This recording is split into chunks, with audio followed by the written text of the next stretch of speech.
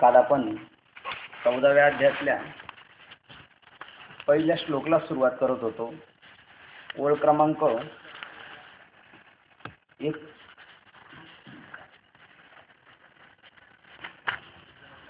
40 क्रमांकाच्या ओळीला थांबलो होतो. पहिल्या श्लोकातली पहिली ओळ आपण काल पाहिली होती. कालचा विषय असा होता, हे प्रज्ञा प्रभात सूर्या. श्रीगुरूंचं वर्णन चालू आहे. श्रीगुरूंची काय पावर आहे, श्रीगुरू कशाला म्हणतात. लोक आकाराच्या व्यक्तिमत्वाला श्रीगुरू समजतात, पण हे प्रज्ञा प्रभात सूर्या.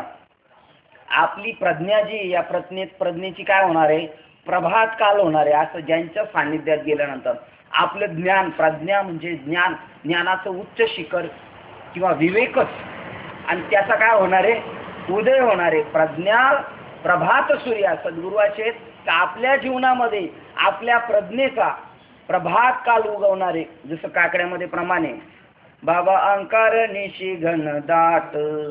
काय काय घनदाट आहे अहंकार म्हणजे काय, मी देह आहे ही एवढा ओतप्रोत एवढा दृढ भरलेला आहे. घनदाट जसा भरला घनदाट, जसा देव घनदाट आहे तसा अहंकार घनदाट आहे. बाबा अहंकार निशी घनदाट, गुरुवचने फुटली पहाट. गुरुवचनाने एक ज्ञानाचा किरण उदयाला आलाय. प्रज्ञा प्रभात सूर्या, गुरुवचने फुटली पहाट. त्याच्यामुळे माता भक्ती भेटली बरवंट, तिने मार्ग दाविला चोखटगा. हरी राम गोविंदा वासुदेवा. आपल्या जीवनात तो काळ आजमवलेला होता. ह्या अभंगातलं प्रमाण आहे ना, आपल्या अनुभवाचं आहे, प्रत्येकाच्या अनुभवाचं आहे. कमीत कमी ज्ञानाचं म्हणजे ज्ञान म्हणजे काय पहा, पुढच्याच वाक्य देणार आहे. सुखोदय करणाऱ्या श्री गुरु आचार्या, सुखाचा उदय करणाऱ्या, सुखोदय करणाऱ्या. सुख म्हणजे आत्मसुख, आणि आत्मसुखाचा काय करणारे, उदय करणाऱ्या.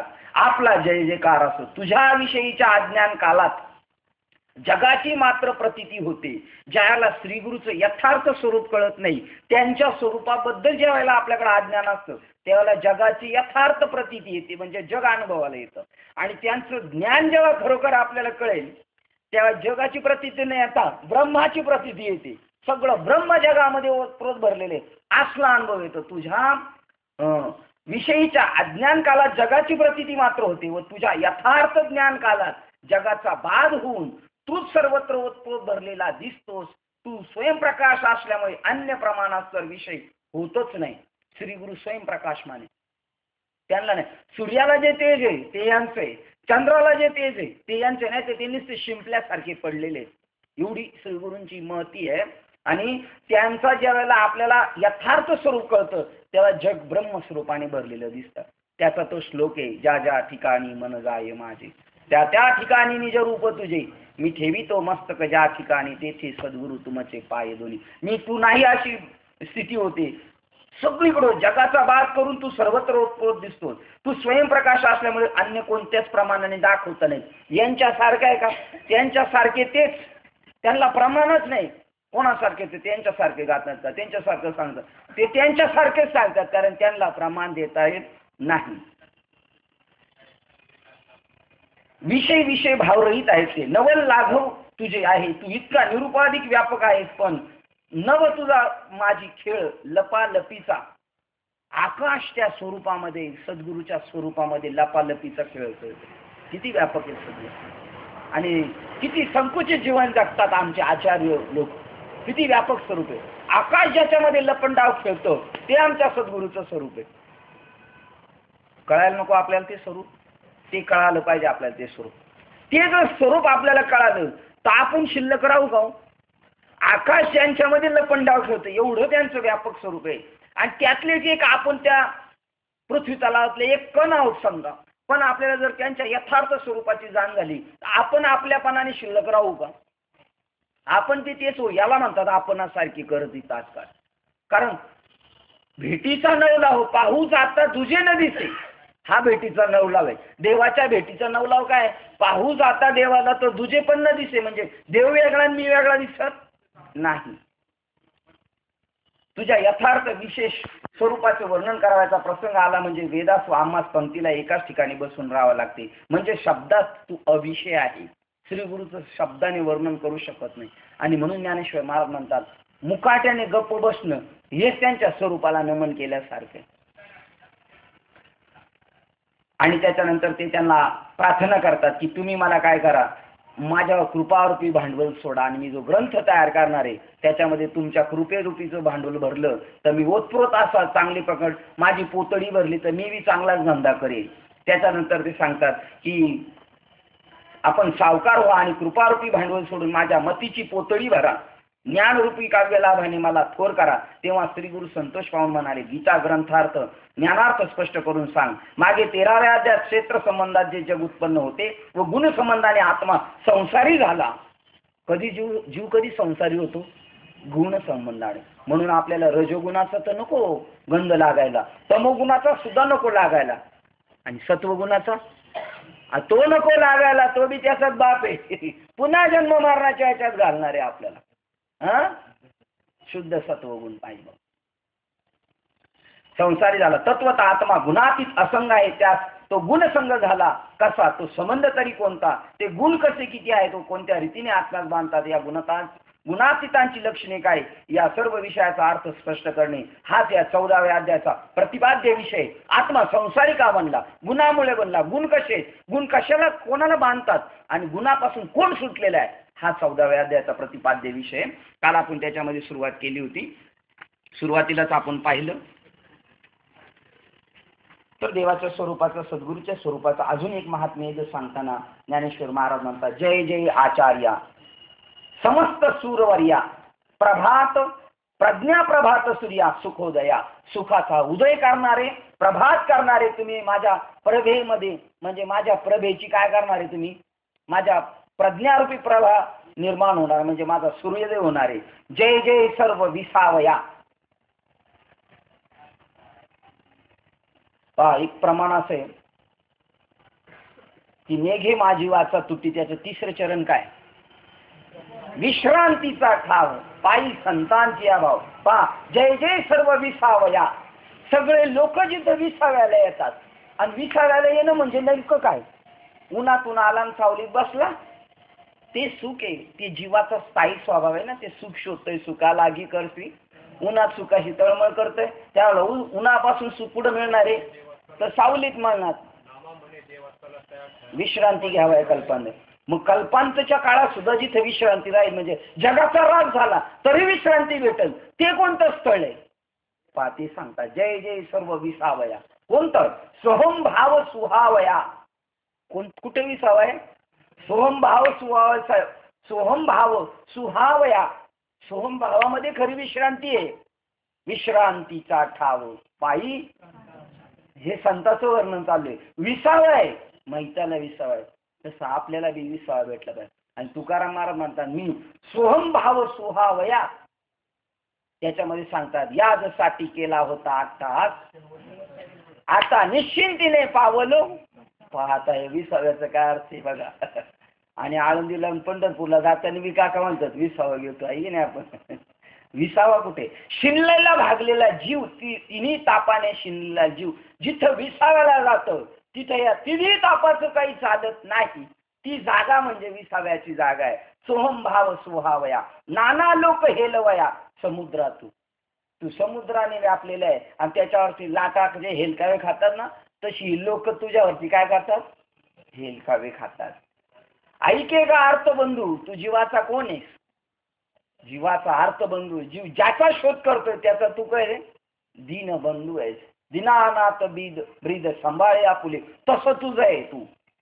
निरंतर कारुण्य सिंधू आणि विशद विद्या वधू वल्लभाजी. वल्लभा म्हणजे आत्मा, ज्ञान, आणि याचा तू कोण आहेस?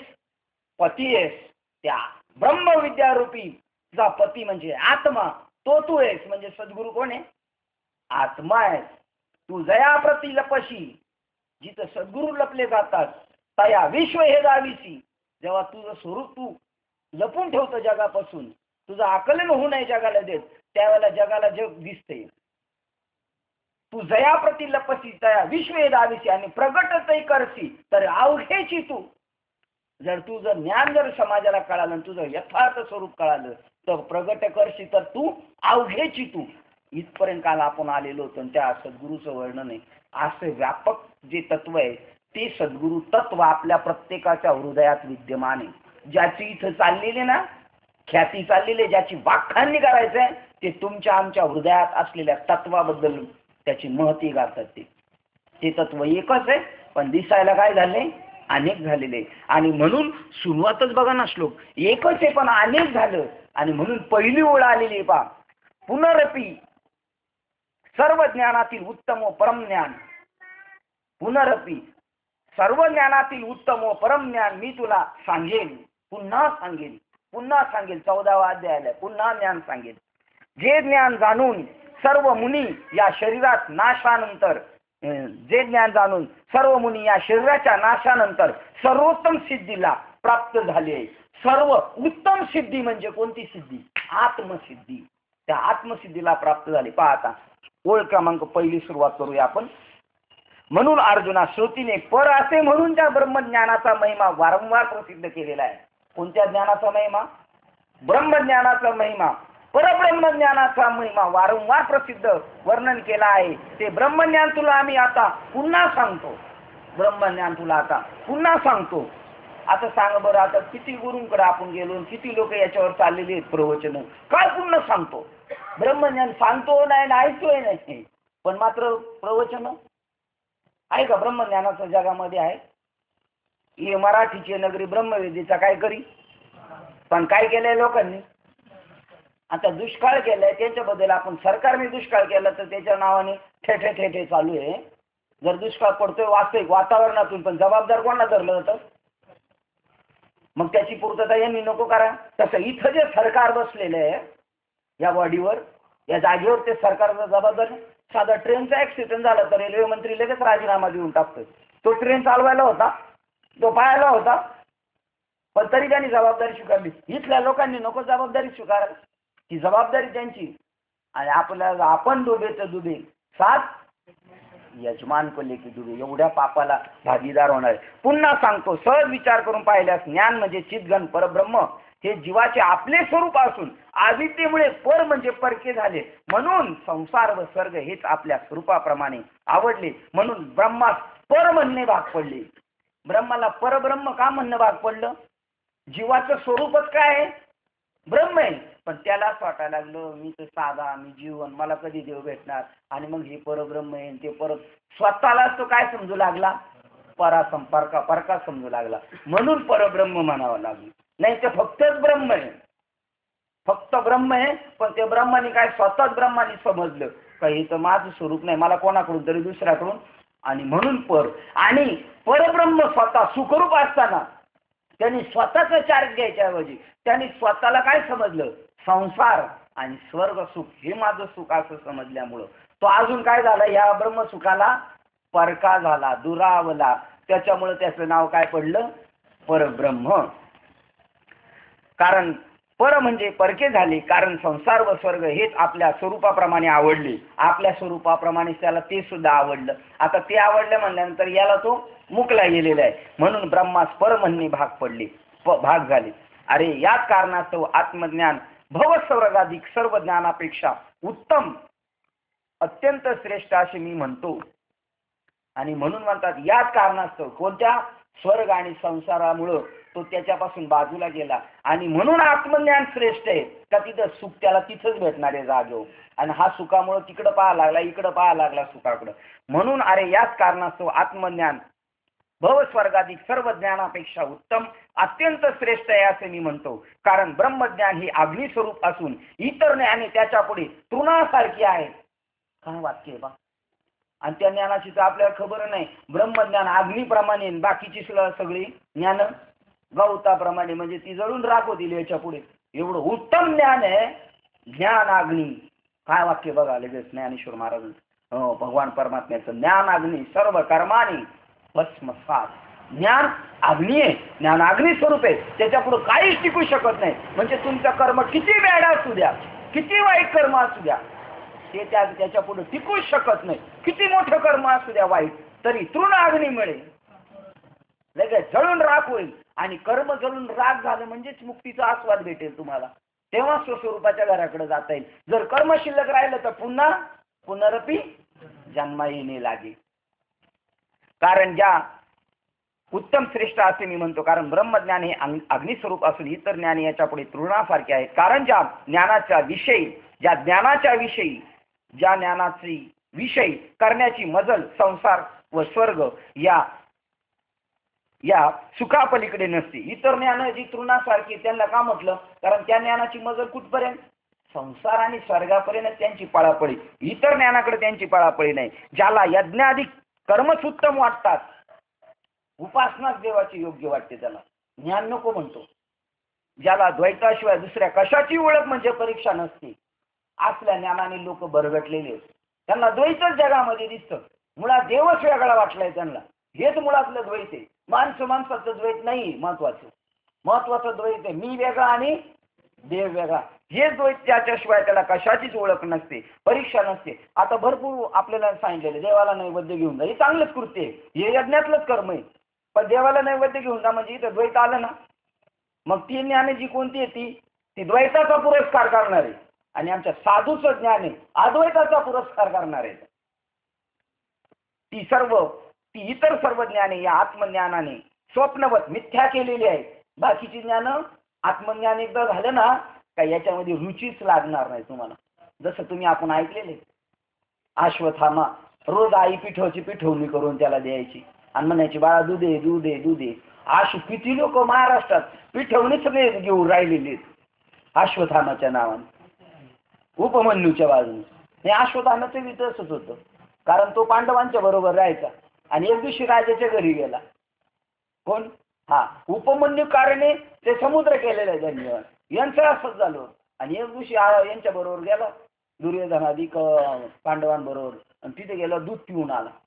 आणि आई गेला म्हणतो याला दूध मागतात. माझी आई मला तर रोज पिठवणी देत होती. असं कळायला पाहिजे ना कीर्तन ऐकणाऱ्यांना. आपली आई आपल्याला पिठवणी देते का दूध देते, आता एवढं खोलून सांगायला पाहिजे. आणि पिठवण्यालाच आपण दूध म्हणलं चालेल आज तागायत. तो नंतर दुसऱ्या दिवशी आईने दिली पिठवणी. म्हणलं अजिबात घेणार नाही, तुझी आईपण नसतो तू द्यायचं बंद कर. पण मला फसवती का? उगाच दुधाला पिठवणी म्हणते मला फसवती. म्हणजे हे सगळं लाबाड्यात चाललं ना, फसवी चालेल. अशी ही बनवी आहे की नाही. इतर सर्व ज्ञानी आत्मज्ञानापुढे स्वप्नवत मिथ्या. ज्या दिवशी तुम्हाला आपल्याला खऱ्या ज्ञानाची पारख होईल, ही सगळी तुच्छ वाटणारी यांची एवढी बडबड आहे ना, बाष्कळ बडबड वाटणारी. काय वाक्य? बाष्कळ. याला ज्ञानेश्वर महाराजांचं प्रमाण सांगतो. अनंत वाचाळ बरळती, अनंत वाचाळ आहे. जशी चौकात बसून गप्पा मारतात तसल्याच गप्पा. याच्या पलीकडच्या गप्पेला काहीच किंमत नाही. कारण ज्या गप्पेतून काही सार मिळत नाही, सार म्हणजे आत्मा ज्याने भेटत नाही त्याला यथार्थ ज्ञान म्हणतात. त्या ज्ञानातून यथार्थ ज्ञानातून आत्म्याची प्रचिती होते. ती जर होत नसेल तर त्याच्या व्यतिरिक्त जेवढ्या गप्पा आहेत त्या बाष्कळ बडबडीच आहेत. इतर सर्व ज्ञाने ही आत्मज्ञानाने स्वप्नवत मिथ्या केली. ज्याप्रमाणे गगनात उत्पन्न झालेला वायू किती मोठा असला तरी शेवट त्यातच लय होतो.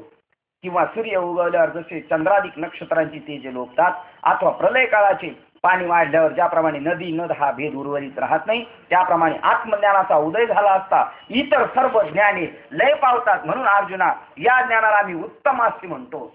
आत्मज्ञान आपल्या जीवनात यावं, त्याच्यासाठी आपली जीवनाची पळापळी असावी. बाकी एकदा ती गोष्ट झाली, संपलं. आणि आपण ऐकलेले नचिकेता काय मागत होता? मला आत्मज्ञान दे. आणि यम म्हटला तुला तेवढं नाही देणार, बाकी राज्य देतो, आव देतो, तेव देतो. तो म्हणला ज्या अर्थी ते देत नाही त्या अर्थी मला तेच पाहिजे. असं आपण कधी आपल्या बाबांना विचारलं? बाबा मला आत्मज्ञानच द्या, मला बाकीच काय नको. पंडुसुता अनादिकालापासून आपल्या जवळ सहज असणारी जी आपली मुक्तता काय, अनादिकाळाची मुक्तता आहे. जाणीव नेणीव हरे उच्चारण पाय मोक्ष सदा, ती आपलीच आपल्याला प्राप्त करून द्यायची. ती आपलीच आपल्याला मिळावी ही कळण्यासाठी पहिली ती आपली असं कळावं ना. जसं बाळगंगाधर टिळकांना वाटलं हा देशच माझा आहे, बाकीच्यांना तोपर्यंत वाटलंच नव्हता देश आपला आहे म्हणून. त्यांनाच ते राजे समजत होते, यांच्याकडे उजरेगिरी करत होते. पण छत्रपतींना वाटलं हा महाराष्ट्र माझा आहे, तेव्हा ते करतील ना प्रयत्न. तसं आपल्याला वाटलं पाहिजे ना तो आपला हक्क आहे. मनुष्य जन्माचा तो हक्क आहे आपला. आयुष्याच्या या साधने सचितानंद पदवी घेणे एवढा अधिकार नारायणे कृपा अवलोकने दिला असे. तो आपला अधिकार आपण मागायला का घाबरलं पाहिजे? स्वराज्य हा माझा जन्मसिद्ध हक्क आहे आणि तो मिळवणार. तशी अनादि मुक्त समाधी मला मिळवायची, तो माझा अधिकार आहे, तू मिळवल्याशिवाय राहणार नाही. हा वाक्य काय? हे पंडुसुता, अनादि कालापासूनची आपल्याजवळ सहज असणारी जी आपली मुक्तता किंवा मोक्ष, तो याच ज्ञानप्राप्तीपासून आपल्याला नित्य प्राप्तीची प्राप्ती हातात येतो. याच आत्मज्ञानामुळे आपल्याला मोक्ष मिळू शकतो. दुसरं ज्ञानच नाही मोक्ष मिळवून द्यायला. तुम्ही कोणत्या, फार मी म्हणतो भगवान रामकृष्ण रामाचं अट्टहासाने नाम उच्चारत राहा, पण जोपर्यंत ज्ञान होत नाही तोपर्यंत मोक्ष मिळत नाही. राम कृष्ण हरी उच्चार, राम कृष्ण उच्चार अनंत पापराशी, या नामाने तुमचं काय होणार आहे? रामकृष्ण हरीने पापाचा नाश आणि पुण्याचा संचय होईल. आणि मग जेवढा निष्काम पुण्याचा संचय होईल तेव्हा साधूची भेट होईल. साधूची भेट झाल्यावर साधू तुम्हाला काय देईल? ज्ञान देईल. ज्ञान मिळाल्यानंतर ते ज्ञान सिद्ध केल्यावर तुम्हाला काय भेटणार आहे? मोक्ष भेटणार आहे. ज्ञाना वाचून मोक्ष मिळू शकत नाही. आजही पण तुम्ही आळंदी क्षेत्रात जावा, ज्ञानदेवाचा सार्थ गाथा आहे आणि त्याला प्रास्ताविक आमच्या किसन महाराज साखरेंची. त्यांनी लिहिलेले 4 वेद 6 शास्त्र 18 पुराणे डांगोरा पिट्टा, जोपर्यंत त्या जीवाला तू सच्चिदानंद ब्रह्म एक असा श्री गुरुकडून उपदेश होत नाही तोपर्यंत त्याला नित्य मुक्तता त्याची मिळू शकत नाही.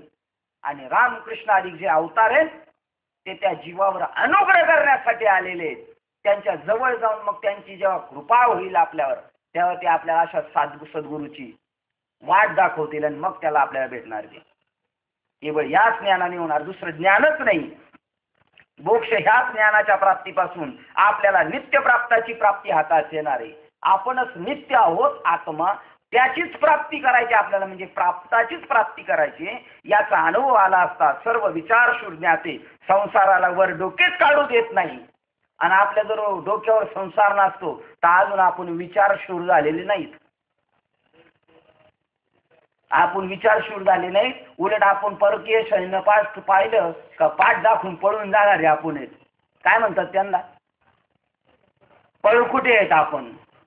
संसाराचे आघात पडायला लागले का पळकुटे जातो.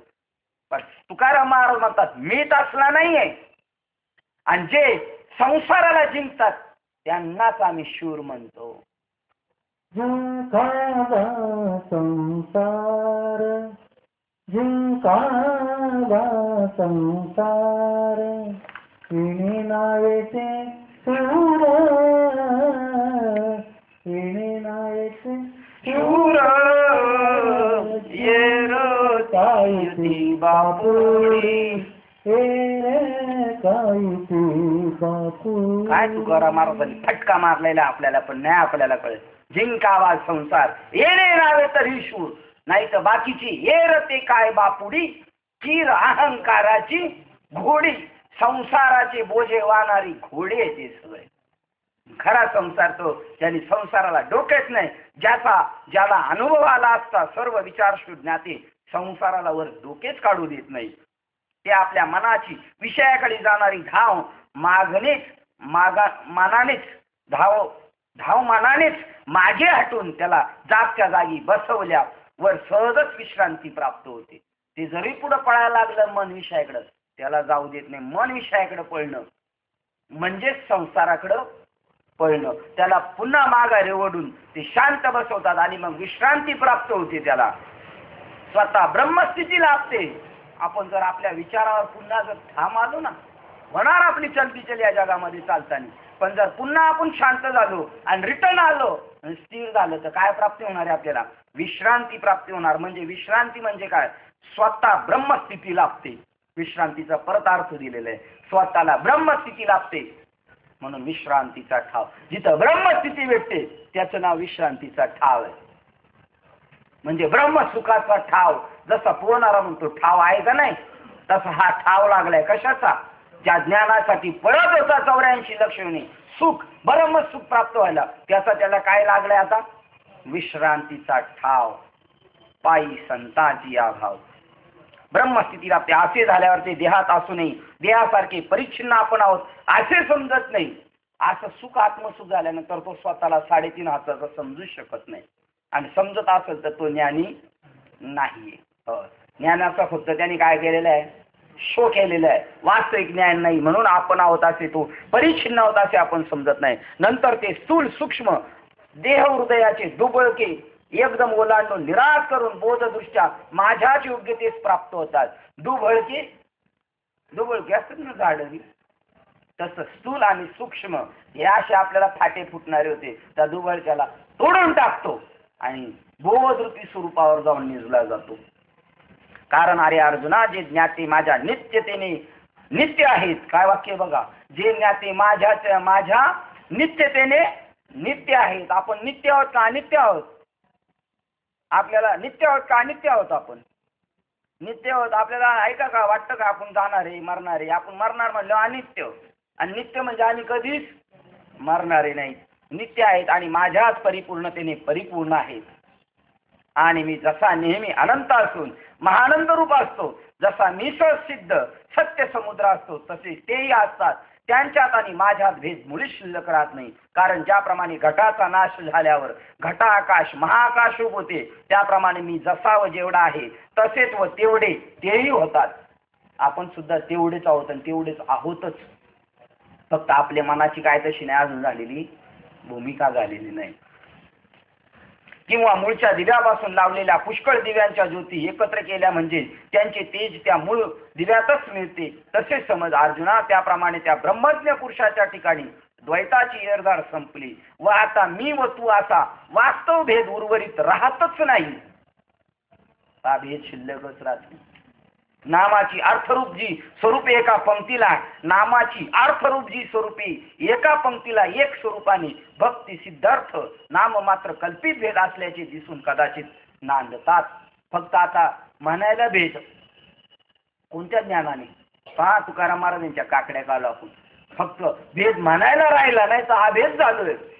ऊर्ध्वमुखे आळविला सोहम शब्दाचा नाद, अरूप जागविला दाता घेऊन या छंद, घेऊन आला दान निज तत्व निज बोध, स्वरूपी मिळविले नाव ठेविला भेद. म्हणायला तुकाराम महाराज येते, म्हणायला भेद राहिलाय. नाही तर आहेत कसे अभेदचे स्वरूप झालेले एक रूप. पण आता जोपर्यंत उर्वरित शरीराचं जे प्रारब्ध आहे तोपर्यंत ते दिसतात वेगळेपणाने, पण त्यांचा अनुभव मात्र एकच आहोत. पण शरीर जोपर्यंत आहे तोपर्यंत ते वेगळे दिसतात.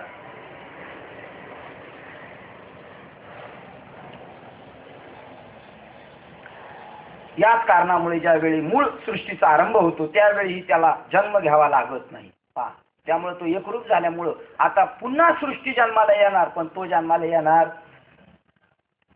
मग ज्यांना सर्व सृष्टीच्या उत्पत्तीबरोबर देह घ्यावा लागत नाही ते ब्रह्मज्ञ प्रलय काळी तरी कसे बरे मरण पावतील?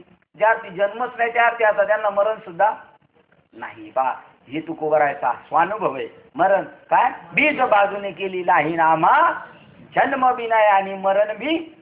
आता हे तुकाराम महाराजांचा आपल्याला नको असा अनुभव आहे. आपण बी छाती टोक सांगितलं पाहिजे आता आम्ही काही जन्माला येणार, आम्ही मरणारच नाही, तर जन्माचा प्रश्न राहिला कुठं? मरण माझे मरून गेले मज केले अमर, आहे की नाही? म्हणून धनंजय जे या आत्मज्ञानाचा अनुस्रूप मद्रूप झाले, त्या आत्मज्ञानाच्या अनुसरून माझ्याशी मद्रूप झालेले ते मरणांतित असेच आहेत. ज्याप्रमाणे आत्मज्ञानाचा महिमा देवांनी आपल्या आवडीने वर्णन केला आणि अर्जुनालाही त्या ज्ञानाविषयी आवड उत्पन्न व्हावी अशा हेतून ही ज्ञानमहती वर्णन केली. तो अर्जुनाची निराळी स्थिती झाली, तीही की त्याच्या सर्वांगाला कान फुटले. अधिक काय सांगावे? अर्जुन नकशिकांत अवधान रूपी अवधान मूर्तीच बनला.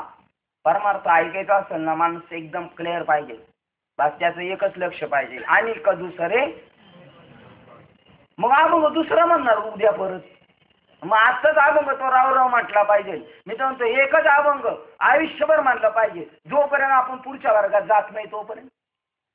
जोपर्यंत असं आपल्याला वाटत नाही आणि दुसरे, आणि खाली उतरलं भाषणावरून का की दुसरं डोक्यात नाही, भाषणात असतानाच दुसरं डोक्यात द्यायच्या. काय डोक्यात असतं? याला चाल कोणती लावायची, हे दुसरं डोक्यात लगेच आहे.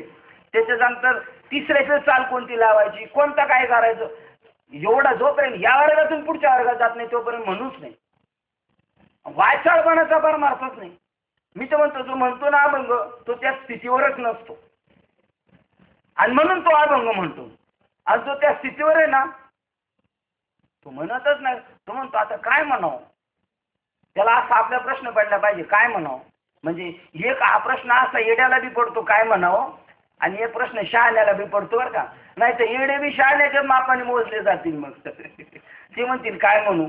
काय म्हणू म्हणजे गाणं म्हण मग एखादं. हा. आणि दुसरे काय वाक्य दुसरे माझं नाही. आता कधी कधी पांडुरंग ध्यानात आहे, मनात बी पांडुरंग आहे, पांडुरंग ध्यानी पांडुरंग म्हणे. कधी कधी जागृतीत बी स्वप्नात बी. सांगा बरं. आता आपलं जागृतीत जे आहे ते स्वप्नात नाही, स्वप्नात जे आहे ते जागृतीत नाही. हा. आपण आहे ना पूर्णपणे त्याच्याशी काय झालेलं नाही, अजून समरूप नाही झालो, एक रूप नाही झालो. याप्रमाणे आत्मज्ञानाचा महिमा. मग जे अर्जुनाने निराळी स्थिती आहे ती की सर्वांगाला कान फुटले आणि काय सांगावे, सर्व निकाश नकशिकांत अवधान रूपी अवधान मूर्तीच बनलेला आहे. त्यामुळे अर्जुन सर्व व्याख्यान आकलन व धारण करीत आहे. असे पाहून आता देवाचे प्रेमात्मक पाण्याने केलेले व्याख्यान इतके विस्तृत होऊ लागले की ते आकाशाच्या कवळीत मावणार नाही. ते खरे व्याख्यान अर्जुनाने आत्मसात केले. आपण काय केलं पाहिजे, सगळ्या गोष्टी आत्मसात. आपण जेवढं ऐकलं ना तेवढंच झालो तरी बस. तेवढं परिपूर्ण झालं का झालोच. आपलं थोडे आहे परी चित्त साह्य झाली. आपलं चित्त साह्य नाही. आपले अनेक चित्ताचे अनेक विक्षिप्त चंचल चित्ताची ठेवून या ठाई संतांचे पायी लीन व्हावे. काय वाक्य. चित्त चंचल ते स्थिर होऊ शकत नाही, पण संतांच्या पायाजवळ गेलं तर स्थिर होणार आहे. मग भगवान म्हणाले, अर्जुना माझ्या वक्तृत्व रूपी कन्येस तू बुद्धिरूप वर मिळाल्यामुळे ती आज उजवली विवाहित झाली. कोण म्हणून साजली म्हणले. त्या बुद्धीला नवरीची उपमा दिली आणि तू योग्य वर मिळालेला आहेस. कारण माझे जेवढे म्हणून व्याख्यान तेवढेच अवधान व धारणा शक्ती असणारा तू उत्तम श्रोता मिळालास. तर आता मी एक असून त्रिगुण रूपी जे पारधी त्याच्याकडून देहरूपी पास टाकून मला अनेक रूपी कशी घेवविली जातात, मी त्या कसा गोवला जातो. कोण वाक्य बोलतोय, भगवान कृष्ण. मी एक असून त्रिगुण रूपी पारध्यामुळं मी अनेक रूप का झालेलो आहे, ती कशी घेवली जातात व त्यास कसा मी गोवला जातो व क्षेत्राच्या उपाधीने माझ्यापासून हे जग कसे व का उत्पन्न होते ते सांगतो आहे. हे पहा, प्रथम माझ्या आध्यात्मिक संग रूपी बीजापासून प्रकृती रूप जमिनीत प्राणीमात्र रूपी पीक उत्पन्न होते. याच कारणास्तव प्रकृतीला म्हणजे मायेला क्षेत्र असे आम्ही म्हटलेले आहे. सहज विचार करून पाहता ही माया महत्त्वाधिकांचे मूळ विश्राम स्थान आहे, लय स्थान आहे. अर्थात कार्यात्मक जगापेक्षा मोठी व्यापक आहे. म्हणून हिला महत ब्रह्म असे नाव म्हटलेले आहे. कोणला, मायेला. तसेच अर्जुना हिच्या योगाने विकार व गुण हे बऱ्याच वाढीस पावतात. म्हणून हिला महत ब्रह्म असे म्हटले आहे असे समज. अव्यक्त मतवाद्यांचे मत हिला अव्यक्त असे नाव आहे व सांख्यांच्या दृष्टीने हिला प्रकृती असे म्हणतात. आपण धर्मग्रंथ पुढे वाचायला जाऊ तेव्हा आपल्याला असे प्रश्न पडतील, कोण कशाला काय म्हणते हे सगळं सांगितले. सांख्य मतवादी कशाला काय म्हणतात, तर सगळं मायेलाच ही अनेक नावे दिलेली. हे प्रज्ञा शिरोमणी वेदांती लोक हिला माया असे म्हणतात. असो उगीच फार काय किती बोलावे. अज्ञान म्हणून जे म्हणतात ते हेच होय. मायाना अज्ञान वेगळं नाही. हे धनंजया, आपल्या आत्मस्वरूपाचा आपल्या जो विसर पडतो तेच हे अज्ञानाचे स्वरूप आहे.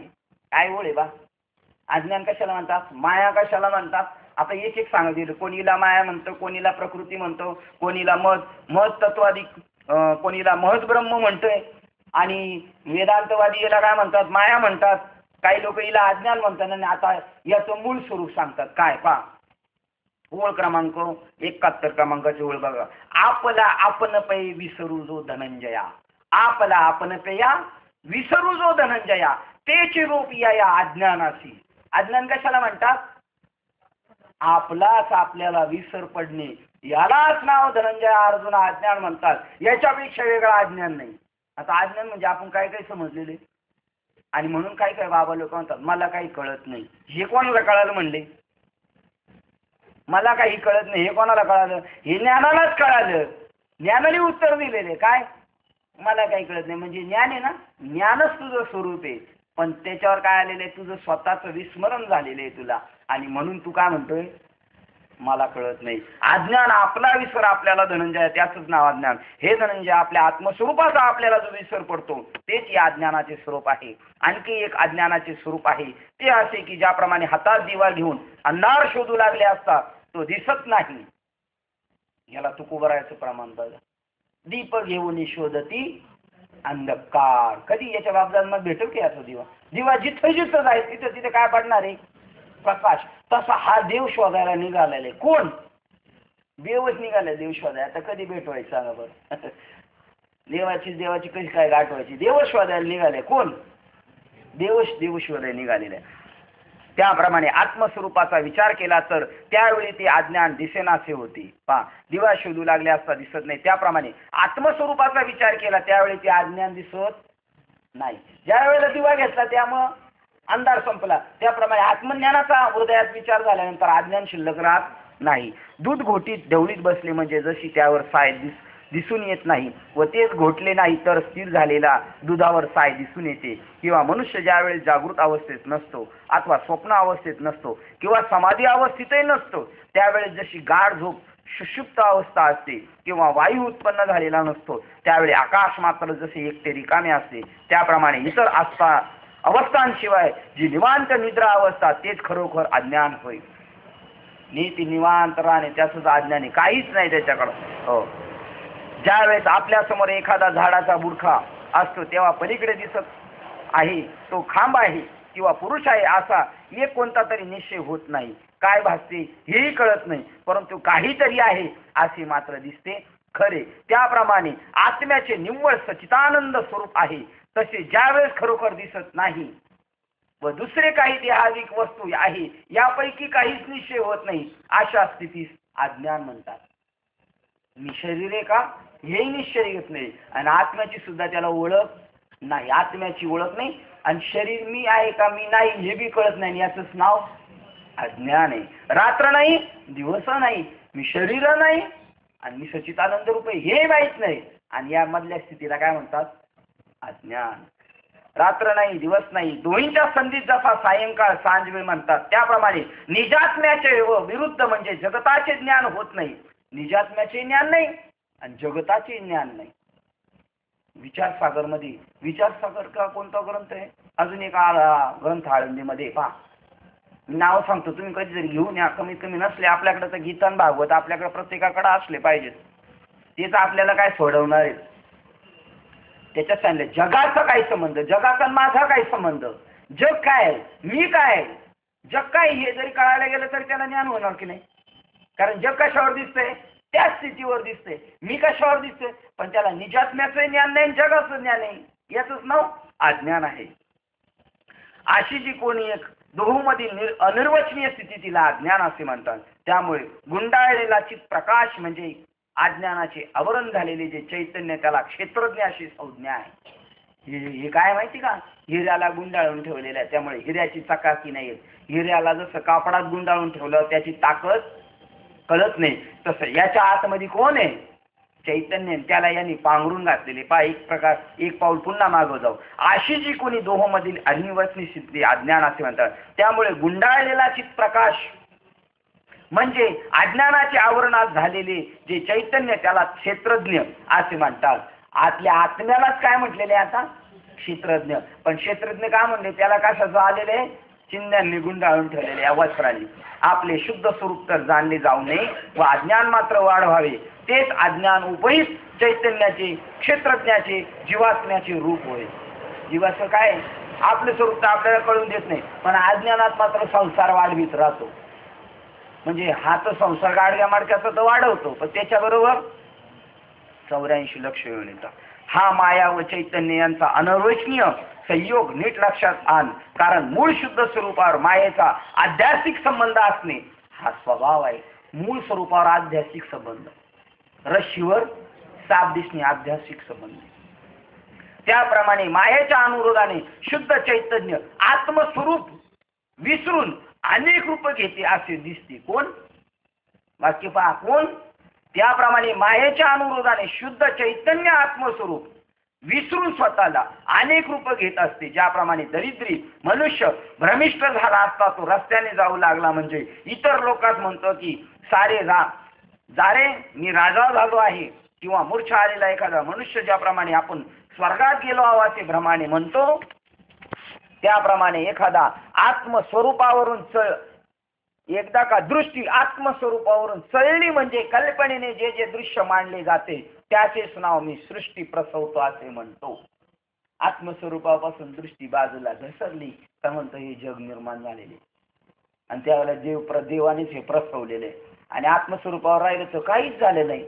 याला वाक्यवर ना वास्तविक काही झालेच नाही, काही त्याची वार्ता पुसशी काही झालेलंच नाही. पण आत्मस्वरूपावर दृष्टी घसरली का बरंच काही झालेलं दिसतं. मनुष्य एकटा निजलेला असून स्वप्नाच्या भ्रांतीने पुष्कळ वस्तू रूपाने आपणास पाहतो. तोच प्रकार चैतन्याला आत्मस्वरूपाचा विसर पडला म्हणजे होतो. पहा, एक माणूस झोपला आणि त्याला स्वप्न पडलं, त्याच्या पाठीमागं 25 घोडेस्वार लागले. म्हणजे 25 घोडेस्वार, 25 घोडे आणि ढाल आणि तलवारी 25, अशा 100 वस्तू याच्या मागे लागल्या. आणि जागा झाला तर पाहिलं तर कोणच नाही. मग हे 25 लागले होते, पण बाहेरचे आले होते का हात झाला होता. त्याप्रमाणे हे वाक्य बघा, एकटा मनुष्य निजलेला असून स्वप्नाच्या भ्रांतीने पुष्कळ वस्तू रूपाने आपणास पाहतो. तोच प्रकार चैतन्याला आत्मस्वरूपाचा विसर पडला म्हणजे होतो. ना आता याचं इथं आलो आपण, काल इथून गेलो होतो एका ठिकाणी. विसरली तया कोणाला विसरली?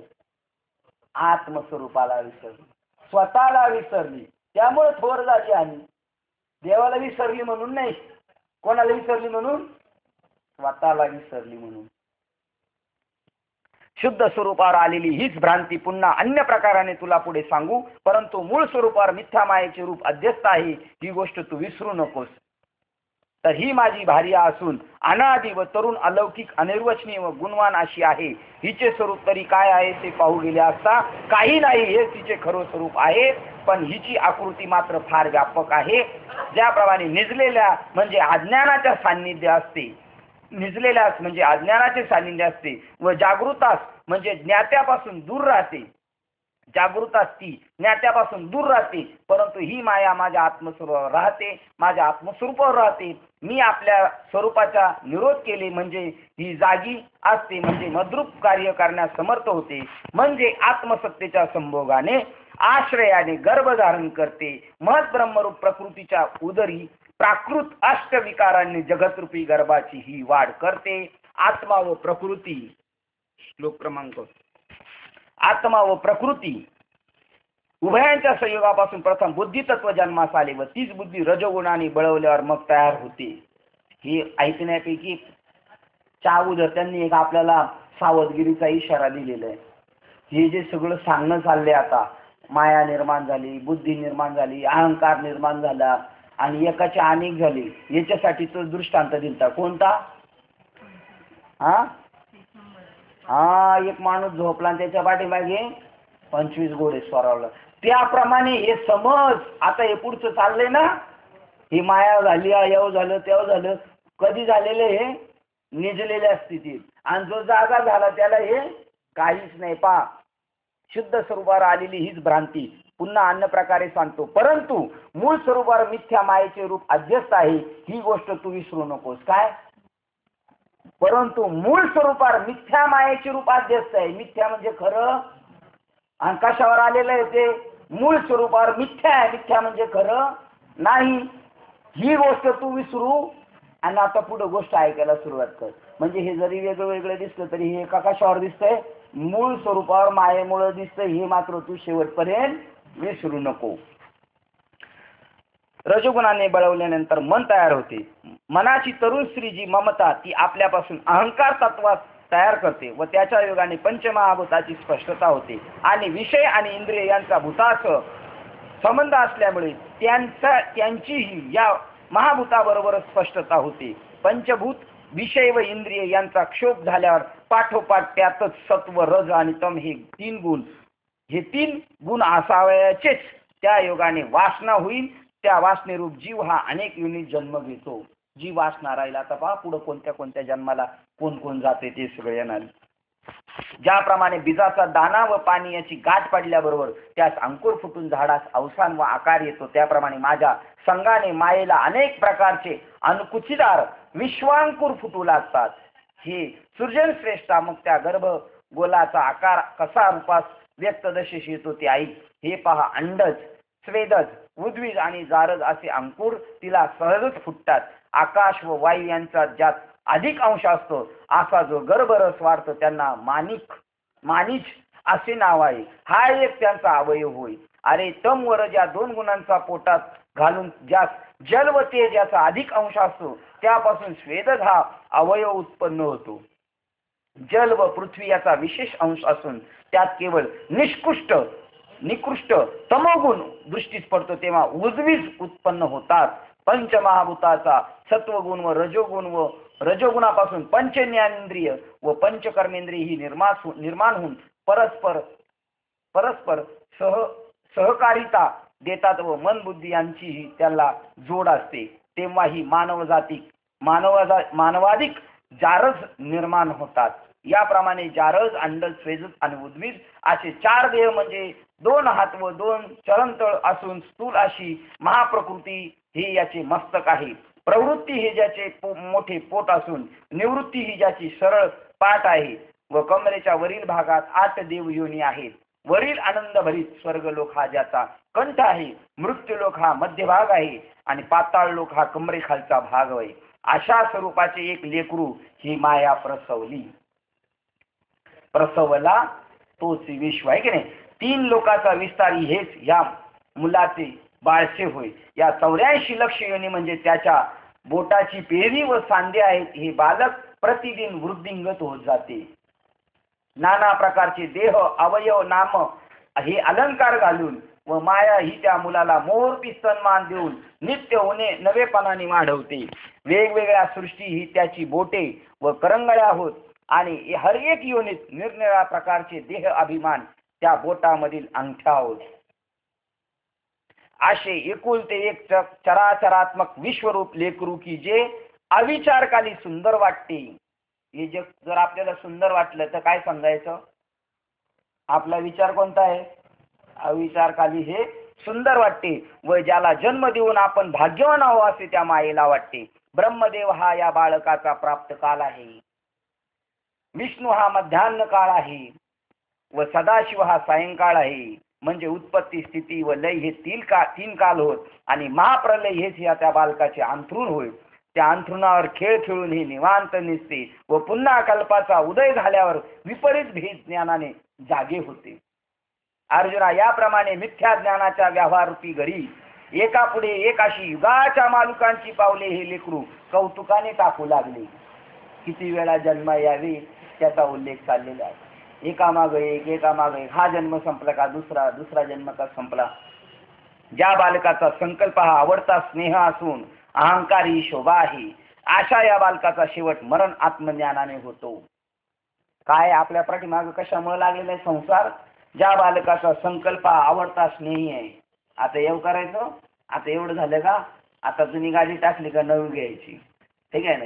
नवीचे काय होईल ते काय करायचं, एवढं करायचं ते आता हे आपलं झालं. हे आपले थोडक्यात व्यवहार आहेत, काहींचे लय मोठाली डोक्याचे हे हा संकल्प आवडता स्नेही असून अहंकार याची शोभा वाढतो. करील आपल्याला काय अवघड आहे, आपण करू हा अहंकार त्याला शोभा आणतो. अशा बालकाचा शेवट कधी होईल? मरण आत्मज्ञानाने होतो. हे 84 लक्ष योनीतून कधी मरण? आत्मज्ञानाने. मरण मारून टाकेल आणि जेव्हा आत्मज्ञानाने तो मरण, त्यावेळेलाच मरण म्हणजे जन्म मरणाच्या राहटीतून संपल.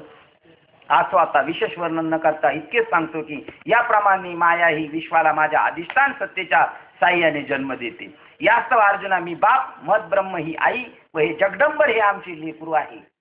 आता या जगात पुष्कळ शरीर दृष्टीस पाडल्यामुळे जग माझे अपत्य असून माझे व यांचे ऐक्य नाही अशी शंका तुझ्या मनात येऊ देऊ नकोस.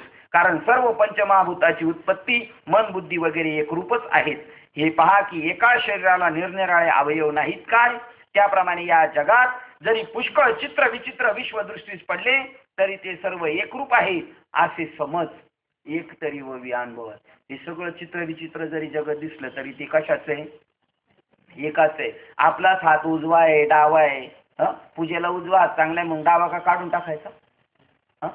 त्याप्रमाणे हे सगळं जग चित्र विचित्र असलं तरी ते एकाचच बनलेले आहे. हे बघ, ज्याप्रमाणे झाडात वरच्या लांब आखूड खालच्या जाड व बारीक अशा भिन्न भिन्न फांद्या एकाच बीजापासून उत्पन्न झालेल्या आहेत. किती एकत्व सांगण्याचा विचार आहे. एकच दृष्टी झाली पाहिजे आपली, एक आहे जगामध्ये. असाच विचार होईल तेव्हाच त्याला त्या जीवाला मुक्ती मिळू शकते. तोपर्यंत मुक्तीच मिळू शकत. भेद आहे तोपर्यंत मुक्ती. आणि जो जगत व मी यांचा संबंध आहे तोही असाच आहे, ज्याप्रमाणे मातीपासून उत्पन्न झालेला घट मातीचे लेकरू आहे. माती आणि मडका एकच आहे, कारण अधिष्ठान दोघांचे मिळून काय एक मातीच आहे. किंवा वस्त्र हे कापसाचे नातवंड होय. वस्त्र हे कापसाचे, मग आता आपण नातवंड घातलेत ना सगळ्यांनी. आपल्याला कापसाचे ज्ञान झालं पाहिजे, कारण कापसाचा मुलगा तंतू, सूत त्याच्यापासून तयार झालेले आहे. कापसाचा पोरगा कोण आहे? तंतू.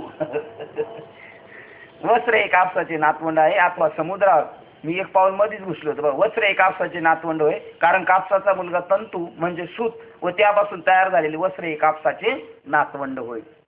अथवा समुद्रावर उत्पन्न होणाऱ्या असंख्य लाटांची परंपरा ही ज्याप्रमाणे समुद्राची संतती आहे त्याचप्रमाणे आमचा व चराचराचा संबंध आहे. म्हणून अग्निज्वाळा ही दोन्ही ज्याप्रमाणे केवळ एका अग्नीचीच स्वरूपे होत, त्याप्रमाणे मी व जगत ही दोन्ही एकच स्वरूप असल्यामुळे मजपासून जगाची उत्पत्ती होते असा संबंध मान्य व्यर्थ होय.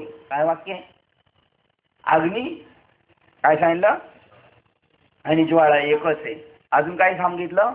पाणी आणि लाटा एकच आहे.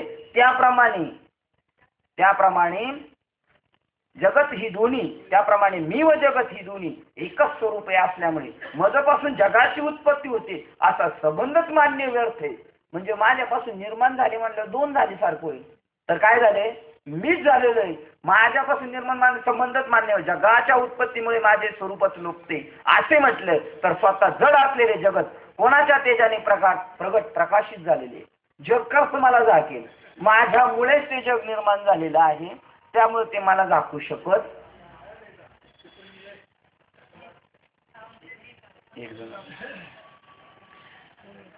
बस, जगाच्या उत्पत्तीमुळे जर माझे स्वरूप लोपते असे जर म्हटले तर स्वतः जड असलेले जगत कोणाच्या तेजाने प्रगट झालेले, हे जग प्रकाशित झाले कोणाच्या सत्तेने झाले? त्याच ईश्वराच्या. आणि ते मला कसं झाकील? म्हणजे जगच मी आहे. हे पहा, मानकाच्या तेजाने माणिक झाकले जाते का? मानकाच्या तेजाने माणिक झाकलं जाईल का? माझ्या तेजाने जगत आहे, म्हणजे माझ्या तेजाने मी झाकलं जाईल का? उदाहरण दिलं, मानकाच्या तेजाने माणिक झाकलं जाते का? तसे सोन्याचे अलंकार बनवल्याने त्यातील सुवर्ण नाहीसे होते का? अंगठी जरी असली तर ती कशाची?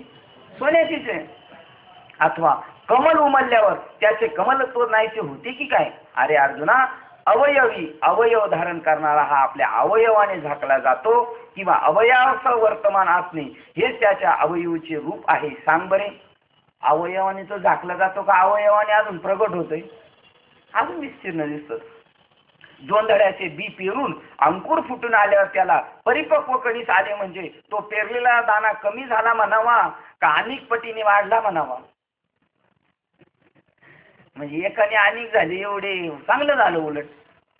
म्हणून जगाला बाजूला सारून मला पाहे म्हणशील तर तसा मी निराळा दिसणार. जग बाजूला करायचं मग देवाला पाहायचं असं नाही, तर देवाने मी, जग आणि देव एकच आहे.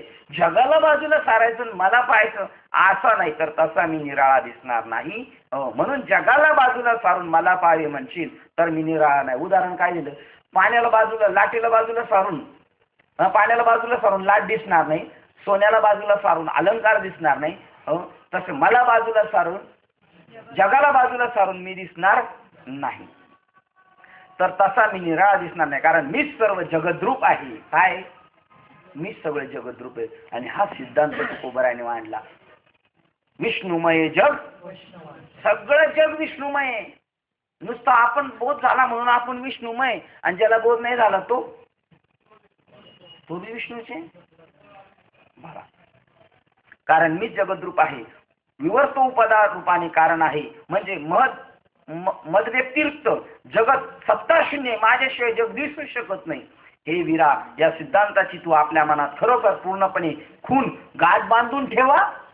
ही जग आणि मी वेगळा नाही, जगच मी झालेले, ही खूनगाठ बांधून ठेव का मनामध्ये.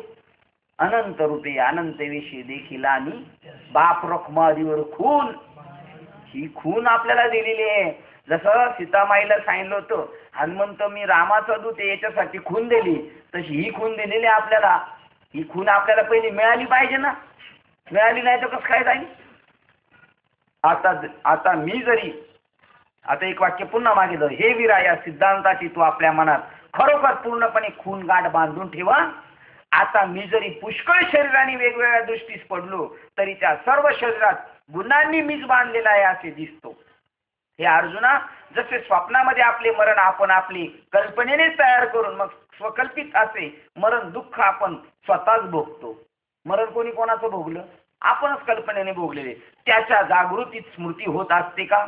त्याची जागृती स्मृती होत असते. किंवा कावीळ झालेल्या मनुष्याचे डोळे पिवळे होऊन तो जी जी वस्तू पाहतो ती त्या डोळ्यांना पिवळी दिसते. तेव्हा कावीळ झाल्याचे ज्ञान व पिवळेपणाचे प्रकाशन डोळेत असतात.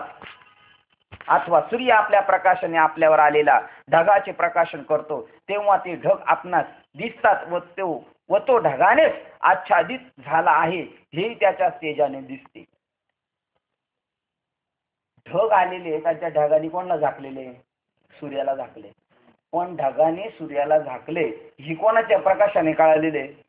सूर्याच्याच प्रकाशाने कळाले. किंवा हे पहा, आपल्या अस्तित्वामुळेच पडलेली अस्तित्वास पावलेली आपली छाया पाहून जो भीतो तो ज्या ज्या छायेला भ्याला त्या छायेहून निराळा आहे का?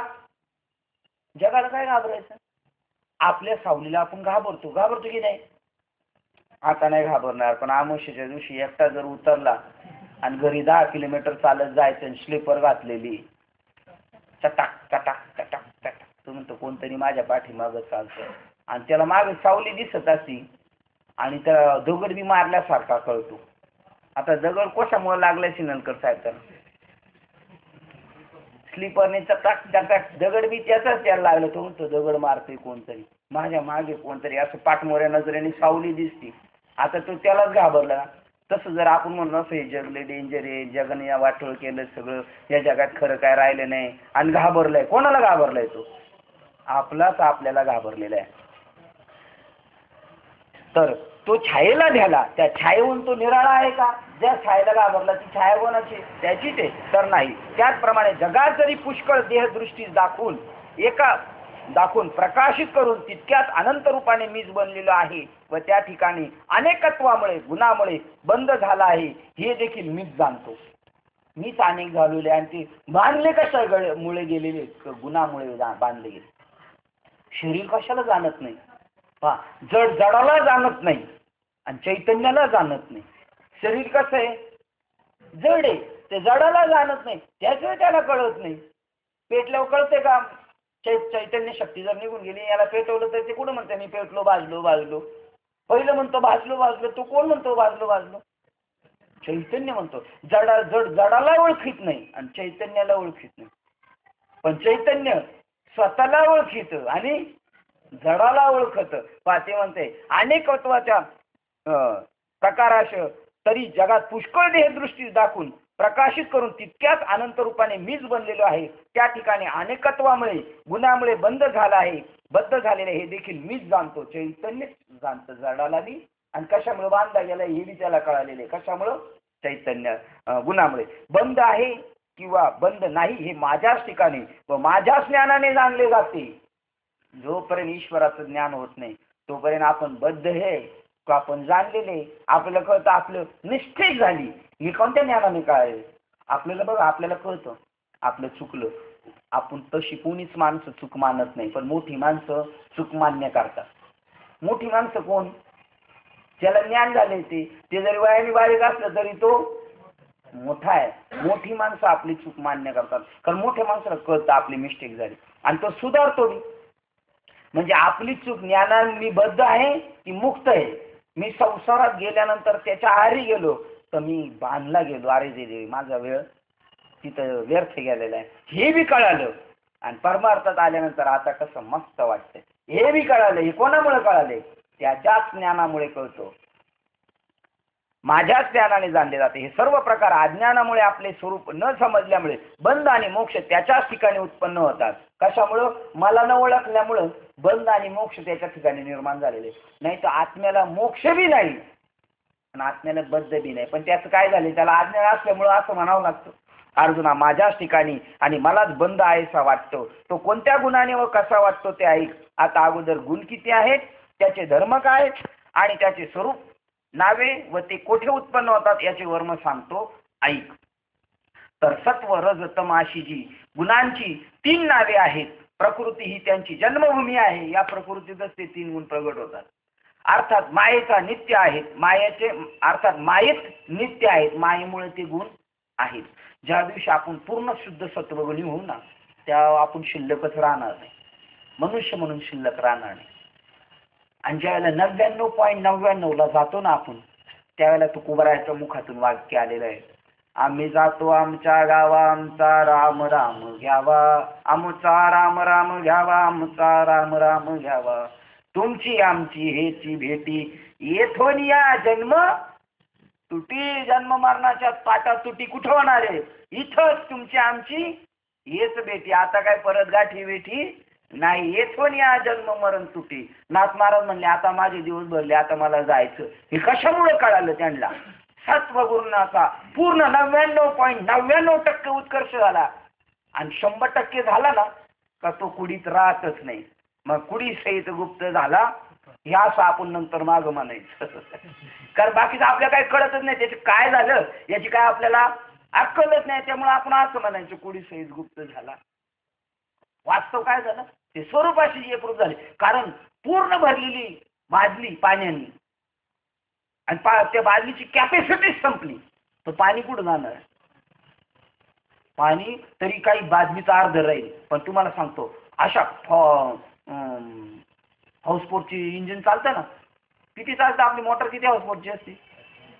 500 असू 700 असू दे, 500 700 मोटर चालू केली आणि त्याच्या पुढे प्लॅस्टिकची बाटली जर धरली भरायला, तर काय होईल? तिची बादली काय होऊन जाणार? भरून जाईल का फुटून जाईल? मोरी महाराज, फुटून जाईल. फुटूनच जाईल. तसा पूर्ण सत्वगुणाचा उत्कर्ष झाल्यानंतर ती पिशवी, ती बादली फुटून जाणार आणि पाणी असे पाणी मिळून आले. चैतन्याशी चैतन्य एकरूप झालं. मध्ये जो पडदा होता तो पडदा संपला.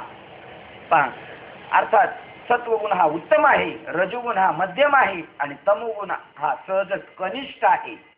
ज्याप्रमाणे एकाच देहात बाल्य, तारुण्य व वार्धक्य या 3 अवस्था येतात, त्याप्रमाणे हे 3ही गुण एकाच अंतःकरण वृत्तीच्या ठिकाणी उत्पन्न होतात म्हणा वा असतात. त्यामुळे अंतःकरण ही त्रिगुणात्मक आहे असे वाटते. आपल्याला असं वाटतं, आपल्या जेव्हा सत्वगुण चांगला असतो ना, त्या दिवशी आपण त्यावेळेला साधण्याची भूमिका धरतो. रजोगुण आला ना तर मग आपण मला विंडो सीट पाहिजे, विंडो सीट पाहिजे असं म्हणलं का समजायचं कोणतं गुण फाळून आला असं आपण गाडीत पाठी लावून ठेवायची. म्हणजे कोण म्हणणारच नाही मला विंडो सीट पाहिजे. ही आयडिया मोठी चांगली आहे हा. पण तरी सुद्धा म्हणतील मोरुदे ह्या वेळेला एवढ्या वेळापुरता रजोगुण उफाळला तो उफाळला.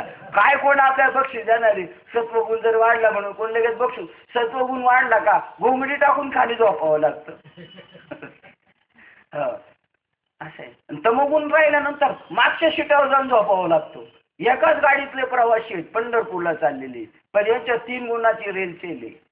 जो घोंगडी टाकून झोपलाय ना, भजन ऐकतो बसला तर बसला, नाही तर टाळ डोक्यात पडतो जर एखाद्याच्या हातातून सुटला तर सत्वगुणातला पाहुणा झोपलेला आहे. बारीच्या सीटला हवा लागली, कानाला बांधून मफलर बसल, पण बारीलाच बसल, तो रजोगुणात आहे. आणि मागच्या शिडा ती तमोगुणातली शिटी एकाच गाडीतली गिरायको आणि ती कुठं चालली? देवाला भेटायला चालली. तू का म्हणे 80 अर्थ ज्याचे पोटी एकेकाच्या फोटो काढून ठेवायचा, त्याची चक्रपाणी मागून फोटो काढायला सुरुवात करायचा. केलेला ते त्याची चक्रपाणी वाट पाय आणि हा त्याच्यासाठी भेटीला चाललाय. किती माणूस तर लग्नाला जाताना झोप लागते का? हो, लग्नाला जायच्या आदल्या दिवसापासूनच झोप पडून जाते माणसं. सकाळी गाडी सुटायच्या अगोदरच उठलेलं असतं. आणि गाडी कुर्ला टर्मिनल नेहरू नगरहून सुटायच्या अगोदर हे घरातून सुटलेलं असते. आणि पंढरपूरला जाताना घरातून फोन करतो, गाडी आली का?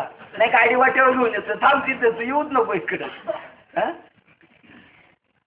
उत्तम सोन्याला किडाळ, त्याप्रमाणे बाल्य, तारुण्य व वार्धक्य तिन्ही अवस्था याप्रमाणे तिन्ही गुण एकाच अंतःकरण वृत्ती ठिकाणी उत्पन्न होतात, म्हणावा असतात. त्यामुळे अंतःकरण वृत्ती त्रिगुणात्मक आहे असे वाटते. किंवा उत्तम सोन्यात किडाळ हिंकस सोने मिसळल्यावर तो जो जो त्याचे वजन वाढते. आता वजन वाढल, दुधाचं वजन वाढवतात ना लोक, लिटर वाढवतात, पण त्याच्यात काय घातलंय निम्म? पाणी. तसंच इकडे गेले, जो जो उत्तम सोन्यात किडाळ हिंकस सोने मिसळलं, तो जो जो त्याचे वजन वाढते तो तो सोने फिके दिसून 5 नंबरच्या अर्थात कसाला कमी होते. त्याप्रमाणे आळसाने सावधपणा जागृती नाहीशी होते. त्यामुळे आळसाने सावधपणा म्हणजे जागृती नाहीशी होते. त्यामुळे गाढ झोपेचा अंमल वाढतो. अंमल वाढतो याच्यावर कोणाचा? गाढ झोपेचा. त्याप्रमाणे अज्ञानाचा स्वीकार करून बाहेर पडलेली जी वृत्ती, तेव्हा ती त्रिगुणात्मक होऊन तिला सत्व रज तमाशी नावे येतात. पहा, अज्ञानातून प्रगट झालेली वृत्ती. आणि म्हणून तुकामारा वर गेले, वरून खाली अभंग किती पाठवले? 12 पाठवले का 13?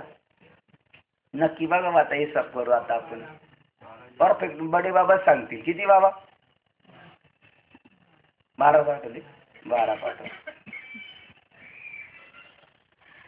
पाठ वाक्य पहा, त्याच्यातले सत्व रज तम आहे ज्याचे अंगी, हेच गुणी जग वाया गेले. त्या 12 अभंगातले एक प्रमाणे पहा कसं बघा. त्याप्रमाणे अज्ञानाचा स्वीकार करून बाहेर पडलेली जी वृत्ती वाढते, ती त्रिगुणात्मक होऊन तिला मग त्रिगुणात्मक झाली. अज्ञानातून जी वृत्ती बाहेर पडली ती त्रिगुणात्मक झाली आणि तिला नावं पडली सत्व रज तम अशी नावे येतात. मग सत्वगुण कशातून निर्माण झालाय? अज्ञानातून निर्माण झाले. बघा बाबा तर लय ताटात आहे, पण कशातून निर्माण झालंय बाबा? बाबा सत्वगुणात नाचतो तेवढा पुरता, गातो तेवढ्या पुरता. ते तेवढ्या पुरतं का काय नाचतो 24 तास बाबा तशी? जर काय भावानी जर इकडे फनभर घुसला तर बाबाला म्हणतो, तुम्हाला ओळखलं नाही अजून? तू बाबा आहे, तू अजून मला ओळखलं नाही, मी बाबा नाही. पहा बरं, ही सत्वगुण सुद्धा कशातून निर्माण झालेला आहे? अज्ञानातून. त्याचा फुंज धरणारी माणसं ती आपल्या पुढे घेऊन जातील हो. अज्ञानातून घेऊन जाणार आहे ती सत्वगुणातून. सत्व रज तमाशी नावे येतात. अर्जुना त्याच्या योगाने वृत्ती निर्णया तऱ्हेने होतात. आणि म्हणून तुकोबारायांनी ज्ञानेश्वर महाराजांनी हेच गोष्ट परत छोट्या हरिपाठात ज्ञानेश्वरी सांगितलं. त्रिगुण आसार अज्ञाने 3 गुण. काय करावं? आणि आता जो परमार्थ चाललाय बाहेर महाराष्ट्रात. महाराष्ट्र म्हणजे कशी आहे? संतांची भूमी. आणि त्या संतांच्या भूमीवर चाललेला परमार्थ कोणत्या गुणाने चाललाय? सत्वगुणाने चाललाय. सत्वगुणाने चाललाय म्हणजे अज्ञानात चाललाय का ज्ञानात चाललाय? दोघांपेक्षा बरं आहे. म्हणजे एक दारू पिऊन पडतो झडतो पण रात्रीच्या घरी तरी येतो. हा दृष्टांत यालाच सुटू आहे. दारू पिऊन पडतो झडतो पण घरी तरी येतो. आणि दुसरा जो आहे तो जुगार खेळून पहाटे 4ला घरी येतो. पण हा कितीतरी दिवस झालं घरीच आला नाही. हा सत्वगुणातला बिन पेणारा माळकरी किती दिवस झालं घरी नाही आला. हा घरी नाही दारी नाही. यांच्या घरचे फोन येतो अरुणबाबांच्या घरचं कधी कधी आम्हाला, पप्पा आलेत का? नाही, इकडं नाही तिकडं नाही, हे गेले कुठं? हे नाही नेमका दुसरा उद्योग काय करावं? आपण म्हणायचो ते घरी तर घरचे म्हणायचे इकडे. अर्जुना त्याच्या योगाने वृत्ती निरनिराळ्या तऱ्हेच्या होतात, त्याला गुण असे म्हणतात. आता ती आत्म्याला कसे बंधन करतात ती खूण सांगतो. त्याप्रमाणे आत्मस्वरूपाच्या विसरामुळे देहात्मतत्व भ्रांतीस पावतो. अर्थात क्षेत्रज्ञ दशेत जीव दशेत काहीसा प्रवेश करतो न करतो तोच मी देह असे म्हणण्याचा समजण्याचा कुमुहूर्त अपशकून आरंभ करतो. आता हे शुभमुहूर्तावर जन्माला आले का कुमुहूर्तावर जन्माला आलोय आपण? पहा आपलंच वर्णन आहे. तो जन्मतो न जन्मतो आत्मा क्षेत्रज्ञ होतो. क्षेत्रात जातो न जातो तेच काय म्हणतो? क्षेत्रच मी आहे. देवे देऊळच शिविले आणि उद्या कोयत्याची ठेच. पहा बरं. आणि याचा एक विचार केलेला आहे एका ठिकाणी. पहा, धरणी वायू लागता क्षेत्राचा स्पर्श आला. धरणीचा म्हणजे पंचमहाभूताचा. धरणी वायू लागता स्मरण विसरे तत्वता आणि ओळखू लागे माता पिता कोहम कोहम रडत असे. मी कोण आहे? मी देव आहे. मी कोण आहे? आई वडिलांना ओळखतो. आई वडील म्हणतात तू संपत हांडे. तर तेच घेऊन बसलं पळत सुटलं. मेलं तरी नाही ना, विसरलं ते. मेलं तरी त्याच्या फोटोच्या नावाखाली आहे. आता हे काय सांगायची गरज आहे का? फोटो पाहणार घरातले तरी लिहिणार त्याचं नाव खाली जन्म मृत्यू. त्याचा जन्म बी होत नाही, मृत्यू नाही होत, त्याला तेवढे दिवस लटकून ठेवलं. ज्या दिवशी तो फोटो फुटल तेव्हा त्याच्या ऊर्ध्वगतीला सुरुवात होईल. तोपर्यंत त्याला लटकूनच ठेवलेलं आहे. फोटो लावायचा नाही, काही लावायचं नाही. उगाच का डोक्यात घेऊन बसायचं आपण. आता हाय ते काय करायचे घरातले फोटो? हाय ते पिपळाच्या खाली नेऊन ठेवायचे. ज्याचे बाप आहे तो घेऊन जाईल. आपले आहेच कोण? ज्ञानेश्वर महाराज म्हणतात कौनाचे मायबाप कौनाचे गणगूत. हे आपले आहेच नाही तर कशाला आपल्या डोक्यावर घेऊन बसायचे? याच्यातच आपलं कल्याण आहे बरं का. याच विचारात कल्याण. तुम्ही नुसतं फुटून टाकायची कल्पना म्हणली तरी एवढे प्रसन्न झाले. टाकल्यावर काय परिस्थिती होईल सांगा बरं. त्याच्यापेक्षा जास्तच झालं. नुसती कल्पना केली तर असं आहे. मी देह आहे असं म्हणण्याचा समजण्याचा कुमुहूर्त अपशकून आरंभ करतो. किती कुमुहूर्तावर आहे. ज्ञान झालेल्या माणसाने असं नाही समजलं. ज्ञान झालेल्या माणसाला मुद्दाम या परीक्षा आहेत बरं का. आपल्या या परीक्षा झाली पाहिजे. अजून आपली गाढ होऊन दिलं निघणार आहे. अजून आपल्याला हार भेटणार आहे. आता सध्या फुलाचे भेटतात, नंतर कोणते भेटणार आहे? चपलाचे हार घ्यायची तयारी का आपली? फुलाचे हार घेतल्यावर तर लई फुगतोय माणूस. चपलाचे हार घेतल्यावर फुगला बी नाही पाहिजे, वसरला बी नाही पाहिजे. उलट त्याला काहीच वाटलं नाही पाहिजे. कारण कशावर काय ठेवलेलं आहे? चांबडे होतं, चांबडं ठेवलं. चपला कशाच्या आहेत आणि कशावर ठेवलेले आहेत? आणि मी तर त्याच्यापासून वेगळा आहे. असा बोध झाला, असा तुकू राहायला बोध झाला. चांबड्यावर चांबडे ठेवलं, त्याच्याशी काय घेणं देणे आता? देह आहे म्हणण्याचा समजण्याचा कुमुहूर्त अपशकून आरंभ करतो. परिच्छिन्नतेच्या भ्रांतीने बद्ध होऊन जीवकोटीत अंतर्भूत होतो, संकुचित धरतो. आणि म्हणून तुकोबाराचा एक अभंग बघा आठवतं तर मला थोडासा. संकोचनीय का झालासी ठिंगणा असं प्रमाणे. लहान संकोचनीय का झालासी लहान घेई उपोषण ब्रह्मांडाची. एवढा मोठा आहे तू, काय छोटा झालेला आहे तो. ते टाकून ये मोठा हो ब्रह्मांडाचं उपोषण करून घे, आतमध्ये घे. सोपे अवघड आहे, होऊ शकतो. बघा समुद्र टिटवीने काय केलं म्हणले? प्राशन केला. छंद लागला टिटवीला आणि तिने समुद्र प्राशन केला. याच्यातून हेच सांगायचंय का तुम्ही ब्रह्मांडाचं उपोषण करू शकता. त्याच्यात तुम्ही त्याला स्वतः सामावून घेऊ शकता. एवढे व्यापक होऊ शकता तुम्ही. आपण म्हणजे होऊ शकता म्हणजे शरीराने का तत्वाने? तत्वाने समजायचं हे सगळं मी आहे, हे माझ्यातच सगळं चाललंय. घाटकोपर स्टेशनला उतरलं का समजायचं हे गाड्या कोणाच्या आहेत? आपल्याच आहेत. हे खोली कोणाच्या? आपल्याच. हे सगळं ही गाडी धावती माझी. तू का पाय चालला? मजेने चाललोय.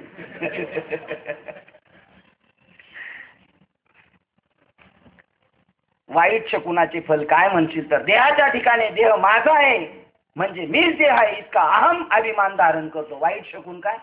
लग्नाला निघालो जर तिकडून रिकामी घागर घेऊन आलं त्याच्या डोक्यावर परिणाम होतो आणि भरलेली आली तर टाकतो. आणि तूच काय अपशकून काय सांगतात बघा. वाईट शकुनाचे फल काय म्हणशील तर देहाच्या ठिकाणी देह माझा आहे म्हणजे मीच देह आहे इतका अहम अभिमान धारण करतो व जन्मापासून तो ठेक मरेपर्यंत सर्व देह धर्माचे ममत्व धारण करून दुःख भोगण्याचा प्रसंग करतो. कधी? जन्मापासून तर ठेक मरेपर्यंत. आपणच आपला दुःखाचा मार्ग निवडलेला आहे, कोणीच नाही निवडलेला, स्वतःच निवडलेला आहे. जन्मापासून तो ठेक मरेपर्यंत सर्व धर्माचे ममत्व धारण करून दुःख उपभोगण्याचा प्रसंग येतो. तोच ज्याप्रमाणे गळास लावलेले आमिष माशाच्या तोंडात पडते न पडते तो तितक्यात मासे धरणारा धीवर गळाला हिसका मारतो प्राण घेतो. त्याप्रमाणे सत्वगुण हाच कोणी पारधी असून सत्वगुण काय बघा का सत्वगुणाच्या तडाक्यात किती गुंतलेले आहेत. जेवढे भक्ती करतात ना हे सगळे सत्वगुणाच्या तडाक्यात गुंतलेले आहेत. कोण सोडविले यांना? ते म्हणतच नाही मज सोडवी. एक आमचे बाबा म्हणले तर सुटले ना, मज सोडवी दातारा कर्म. तू का म्हणे तुझं सोडविना कोणी. तो अजून म्हणलाच नाही, मग उत्तर सांगा तुम्ही. तो अजून म्हणतच नाही माझं सोडवी दातारा, यांनी लगेच उत्तर सांगून झाले. तू का म्हणे तुझं सोडविना कोणी, एका चक्र पाणी वाचून या. आत्म्यालाच वाटलं पाहिजे बरं का, आत्म्यालाच वाटतं सुटावं. हे जे आपण आपला प्रवास घेतलाय ना आता सुटण्याचा, आपणच घेतलाय. आणि ज्यांनी गुंतण्याचा घेतलाय त्यांनी सुद्धा स्वतः घेतलाय. ज्याचं कर्म संपुष्टात आलंय ना, ज्याचा हे शेवटचा जन्म आहे, त्यालाच हा आस्वाद मिळणार आहे सुटण्याचा. आणि ज्याचे अनेक जन्म आहेत त्याला ते कर्म सुचू देणार नाही. ते म्हणाल नाही अजून थोडं काम बाकी आहे, महाराज तुम्ही चला पुढे, माझं अजून काम बाकी. त्याला थांबावंच लागल, त्याचं कर्म त्याला थांबवणार आहे. शेवटची पाळी एक मनुष्य जन्म आहे, चुकली या वर्म फेरा पडे. याप्रमाणे सत्वगुण हाच एक कोणी पारधी असून सुखरूपी ज्ञानरूपी अशा उभय पाशाने जीवा सोडतो. पहिलं सत्वगुणालाच लावले. पण ज्ञानी म्हणतो मला सगळं येतं, आता मला काय प्राप्त करायचं राहिलं. हा कशात गुंतलाय? सत्वगुणाचा. सुखरूपी ज्ञानरूपी अशा उभय पाशाने जीवा सोडतो. ज्ञान आणि सुख गोष्टी मिळतात, आणि ज्ञान त्याच्यामुळे त्याला बांधलेलं आहे, ज्ञानाने बांधलंय याला. आता ज्याप्रमाणे हरिण पारद्याच्या पाशात सापडल्यावर तडफडतो, त्याप्रमाणे जीव सत्वगुणाच्या सपाट्यात सापडल्यावर मी ज्ञानी आहे अशा वल्गणात्मकतेने तरफडतो. मिळेल का साधा आहे का मी? त्याची बावळट छाप आहेत. जर एखाद्याने दांडी मारली गावाला, आपल्या इकडं तारीख मारली दांडी, काय आजार पडला, काय प्रॉब्लेम आला, दुसऱ्या महाराजांना विचारायला गेलो ना आपण, अशी हुकलेल्या डोक्याची आहेत. मी काय असा पडलेला महाराज आहे का? मी कोणाच्याही नावावर कीर्तन नाही करत. तुझी लायकीच एवढी, तू पडलेलाच आहे याचा अर्थ. मी पडलेला महाराज आहे का? आज तुझा परम भाग्य समज. तू का म्हणे मज घडू त्यांची सेवा, तुक म्हणे मज घडू त्यांची सेवा. तरी माझ्या दैवा पार नाही, तरी माझ्या दैवा पार नाही. कुळी कन्या पुत्र होती जे सात्विक, कुळी कन्या पुत्र होती जे सात्विक. तुमच्या अनुभव आलेत का नाही असे? आम्ही काही पडलेले आहेत का? पण आपले एक थोडसे बाबा होते बरं, आणि गुंजाळ बाबा आज बी. कोणी दांडी मारली ना, मला भीती नाही वाटत त्यांना बोलवायला. नाही तर मला काय असे म्हणलेले, पहिला नाही दिसलो का तू, मी तुला. आता त्यांनी दांडी मारलं, मला विचारायला आला. अरे काय, ज्याची सेवा असते ना, पहा कीर्तनाच्या खाली प्रत्येक लिहिलेलं असतं. आपल्या मेळाव्यात नाही आपण टिपलेली, पण बहुतेक ठिकाणी लिहिलेली असते ती. वेळेनुसार कार्यक्रमात बदल केला जाईल, हे कोणी लिहिलेलं आहे? आयोजकानेच लिहिलेले. आम्ही जरी एवढं केलं तर आमच्या हातात काही नाही. ते सगळं तो करता करत आहे. वेळेनुसार कार्यक्रमात बदल केला जाईल. जरी बाबा म्हणला आपण आहे ना, आपण कोणाला उभं राहून नाही देणार, मीच कीर्तन करणार, मीच कीर्तन करणार, आपण कोणाला व्हायचोपर्यंत जिवंत उभं राहू देणार नाही. त्या दिवशी बाबाला जुलाबावर बसवेल. आता उभाच राहू शकत नाही, आता दुसऱ्यालाच उभा करावा लागेल तुला. पा म्हणजे तू का म्हणे आले समर्थाच्या मना. आपलं नाही रे, आपल्याला जी सेवा आली ना, पत्रावळी उचलायची आली तर धर्माच्या राजात कार्यासाठी देवाने उष्ट्या पत्रावळ्या उचललेल्या आहेत. ते आपलं काम का आपल्याला मिळेल ते करायचं, आणि त्याला म्हणतात सर्व सुख ल्यालो, सर्व अलंकार. पत्रावळी उचलणे हा सुद्धा एक अलंकार आहे. काही लोक बाबा हो राहू द्या आम्ही उचलतो का? सोन्याचं जर पडलं तर आपण म्हणू का राहू द्या, ते पटकन उकळतंय. तसं हे कधी काही लोकांची पत्रवळी पटकन आपल्या अगोदर हातातून उचलून घेतात, कारण तो काय अलंकार आहे तो. पण त्याला अलंकार असा दिसलाच नाही तर तो काय उचलणार आहे सांगा? मोठमोठे महाराज पाहिले आपण पत्रवळी उचलताना. असे एक महाराज आता आपल्या ह्याच्यात आहेत ना, सांगतेला बिलाड्या पंचकीर्तने. आम्ही गेलो याला राहुरीला, तिथं मूर्ती प्राण प्रतिष्ठा होती. त्या सोहळ्याला आम्ही जाऊन उतरलो नाही. एक नंबरचे महाराज आपल्या सगळ्या सिनियर गाडगे बाबा जनजने बाबांच्या गेलो, आणि उतरलो नाही तर आम्ही म्हणले तुम्ही आले काय? फार दुपारची वेळ झाली तुम्हाला नाही, उन्हाचं चैत्र महिना होतं. लगेच बादली घेतली, पाणी आणायला चालले. कोणाला पाजायला पाणी? आपल्याला पाणी पाजायला ती चालले. तेवढ्या लोकांना, तेवढ्यात त्यांना नुसती बादली उचलायला लागते, आणावं लागत. तेवढं दुसरा लगेच कोणतरी आप्पा थांबा मी घेऊन येतो. पण आपला आप्पा लवकर उठतच नाही. त्याला असं वाटतं शेवटपर्यंत बादली आपल्याला घेऊन यावं लागते का काय? अरे तुका म्हणे मज घडो त्यांची, भगवंत देत असतो सेवा. आणि याला प्रमाणे कीर्तनाची आवडी निवडी देव आपण. देव निवडतो आज कोणाचं कीर्तन करावं कोणाचं नाही, आपण निमित्त मात्र आहोत. पहा, पण त्या गुणामध्ये त्याप्रमाणे जी सत्वगुणाच्या सपाट्यात सापडल्यावर मी ज्ञानी आहे अशा वल्गणात्मक ज्ञानाने सरफडतो आणि माझ्याप्रमाणे कोणी जगात न्याचा नाही. मी पडलेलो ना मिळले माझ्या तारखा आहेत. काहींना कशाचा अंकार आहे. एक म्हणतो माझे 30 दिवसात मी 40 कीर्तन करतो, घ्या का पळवा म्हणून. याचा याला अंकार. एको दिवस मी खाली नाही. उलट 30 दिवस महिन्याचे माझी कीर्तन. हे यांची हे गुन्हा यांचं चरित्र चालू झाले आता. ही ओळी ज्ञानेश्वरी वाचतच नाही तो. हे यांना वृत्तपत्र वाचण्यातच आयुष्य चालले. या गाडीतून त्या गाडीत जाताना नाही ते शेजारी पाजारी सांगणार. आणि यांना निवडतो कोण. यांना हे रजगुणीच निवडणार. तमाशा कोण निवडणार. तमाशा निवडायला कोण जाणार सांगा बरं. आपल्या जत्रा जर भरायची असेल गावात तर तमाशा निवडायला सुद्धा फार गावातली फार मोठी चंडाळ चौकट असते. ते निवडणार कोणाचा रघुवीरचा ठेवायचा का दत्ता माडिकचा ठेवायचा. आणि त्याच्यातून आणि हा जो रघुवीरचा तमाशा निवडायला जो आहे ना तमाशा कमिटीचा जो सदस्य तोच सप्ताह कमिटीचे सदस्य आहे. आता तो कोणता महाराज निवडील. तो बी असा विनोद सम्राट निवडून येईल. कारण विनोद सम्राट रघुवीर खेडकर आणि हा दुसरा विनोद सम्राट कीर्तनाला घेऊन येईल. कारण यांच्या गुणानुसारच हे निवडणार ना. अहो प्रत्येक जण दुकानात कपडे भरपूर ठेवलेले पण ज्याला जो आवडतो तोच घेऊन येतो. सत्व हा कपडा काय शेचा प्रतीक आहे. त्याचं नाही नाव घेतलं मी आज. मी रघुवीर खेडकरचं घेतलं होतं आणि दत्ता माडिकचं घेतलं होतं. जाऊ द्या आता दुसरं आहे का कोणी. त्याची जागा चालू म्हणजे पुढच्या माझे मेलेले माणसं तू नको नाव यायला. ही बी खबरदारीची चांगली इराज आहे. टाळी वाजवते कोण शपथ बस टाळी झाली पाहिजे. एकच टाळी झाली चंद्रभागे वाळवंटी माझा ज्ञानराज गोपाळांशीला. ही पोरगी उडशे पण पंढरपूरून येस्तपर्यंत जास्तपर्यंत जागवत अख्ख्या गाडी. सगळे झोपले पण यांनी लय माझ्या यांनी भजनाने जेवढं हसवलं नाही तेवढे यांनी हसवलेले. तुम्हाला बघायचे का आता. नको म्हणतात पडव का म्हणतात नको. आता कोणी स्वकीय आत्मज्ञात त्या बराव सरफडतो आणि माझ्याप्रमाणे या जगात कोणी ज्ञाता नाही अशा घमेंडीने लाथा झाडतो. पाया पडायला गेल्यानंतर महाराज बघत नाही. जो महाराज आपल्याकडे पाया पडताना बघतो ना आपल्या चरणावर वागतो तो खरा ज्ञानी माणूस. यांना काहीच खबर नाही कुत्र पाया पडतं का मांजर पडतं का माणूस आहे काही घेणं देणं नाही यांना. पहा बरं जगात ज्ञाता नाही सरफडतो माझ्याप्रमाणे कोणी जगात ज्ञाता नाही अशा घमेंडीने लाथा झाडतो. व या कारणाने कोणी स्वकीय आत्मज्ञानापासून होणारे व आपल्या हाती सहज असलेले सुख आपणच व्यर्थ दवडतो. लय थोड्या याच्यावर आलेले आहेत ते एकदम जवळ आत्मसुखाच्या आणि स्वकीय त्यांना आत्मसुख मिळणार आहे. पण तेवढ्यासाठी ह्या गुणांनी सरफडल्यामुळं ते आत्मसुख हिरावून बसतो. कारण सत्वगुणाच्या पडदा जर क्रॉस केला का पुढे लगेच आत्मज्ञानच तयार आहे.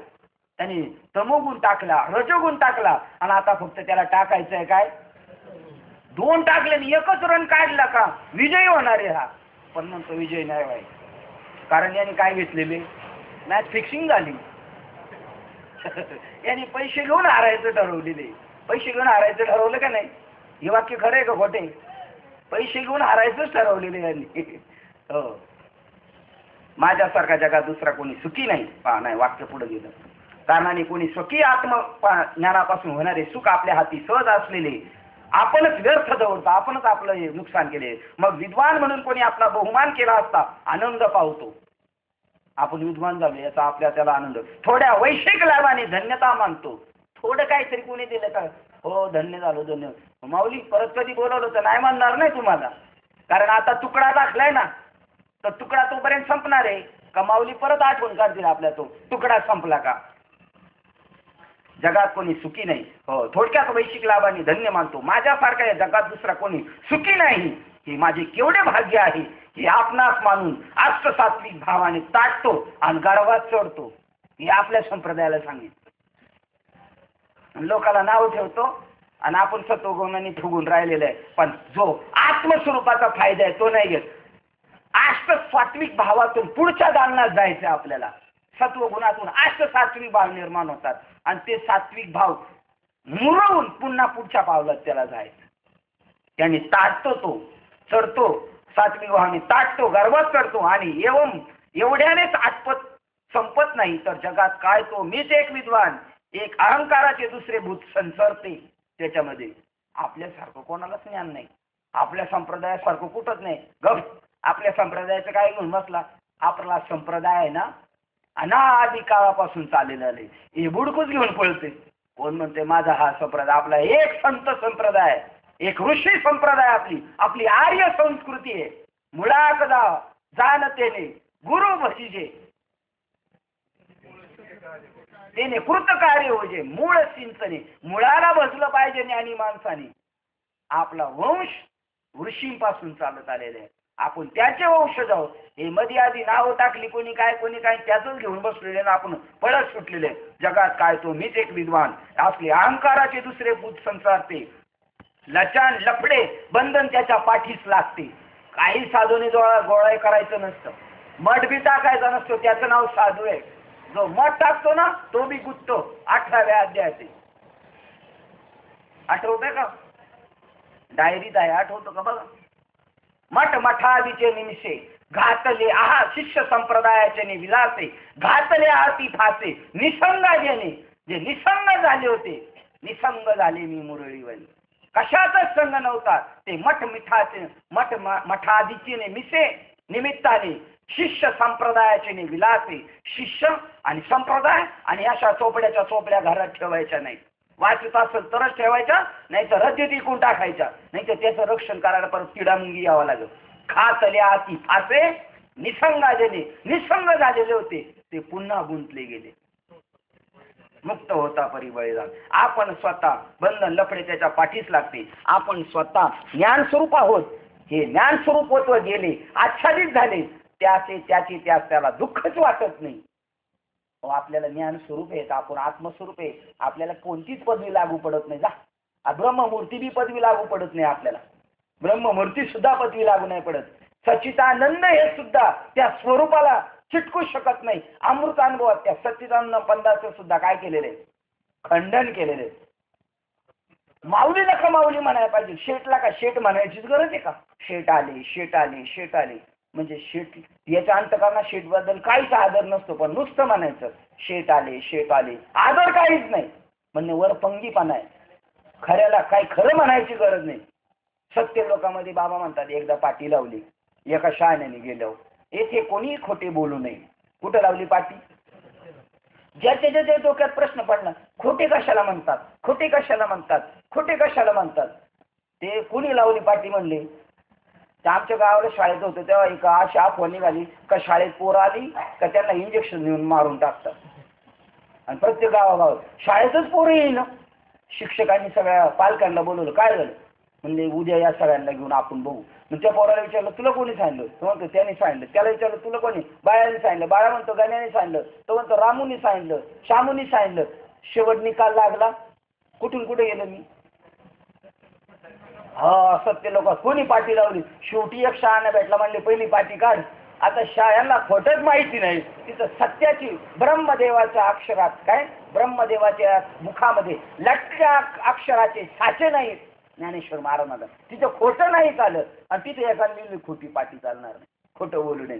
त्याप्रमाणे आपलं स्वरूप आत्मस्वरूप आपण विसरून गेलो आणि आपल्याला पदव्या मिळाल्या. ह्या पदव्या सुद्धा खऱ्या नाही. कोणतीच पदवी नाही घ्यायची. तुकाराम महाराज होती का कोणती पदवी? आणि खरी पदवी आपली तुम्हाला सांगतो, आम्ही वैकुंठवासी. आपण सगळे वैकुंठवासी ही आपली खरी पदवी. उद्यापासून आपल्या नावाच्या पुढे प्रत्येकाने लिहायचं वैकुंठवासी हरिभक्त. हरिभक्त बी राहू द्या, वैकुंठवासी संपत खंडे, वैकुंठवासी ज्ञानोबा कळंबे. ही घरची आपल्या गावातली लोक काय समजतील? यांचं पुंडलिकावर झालं संपले.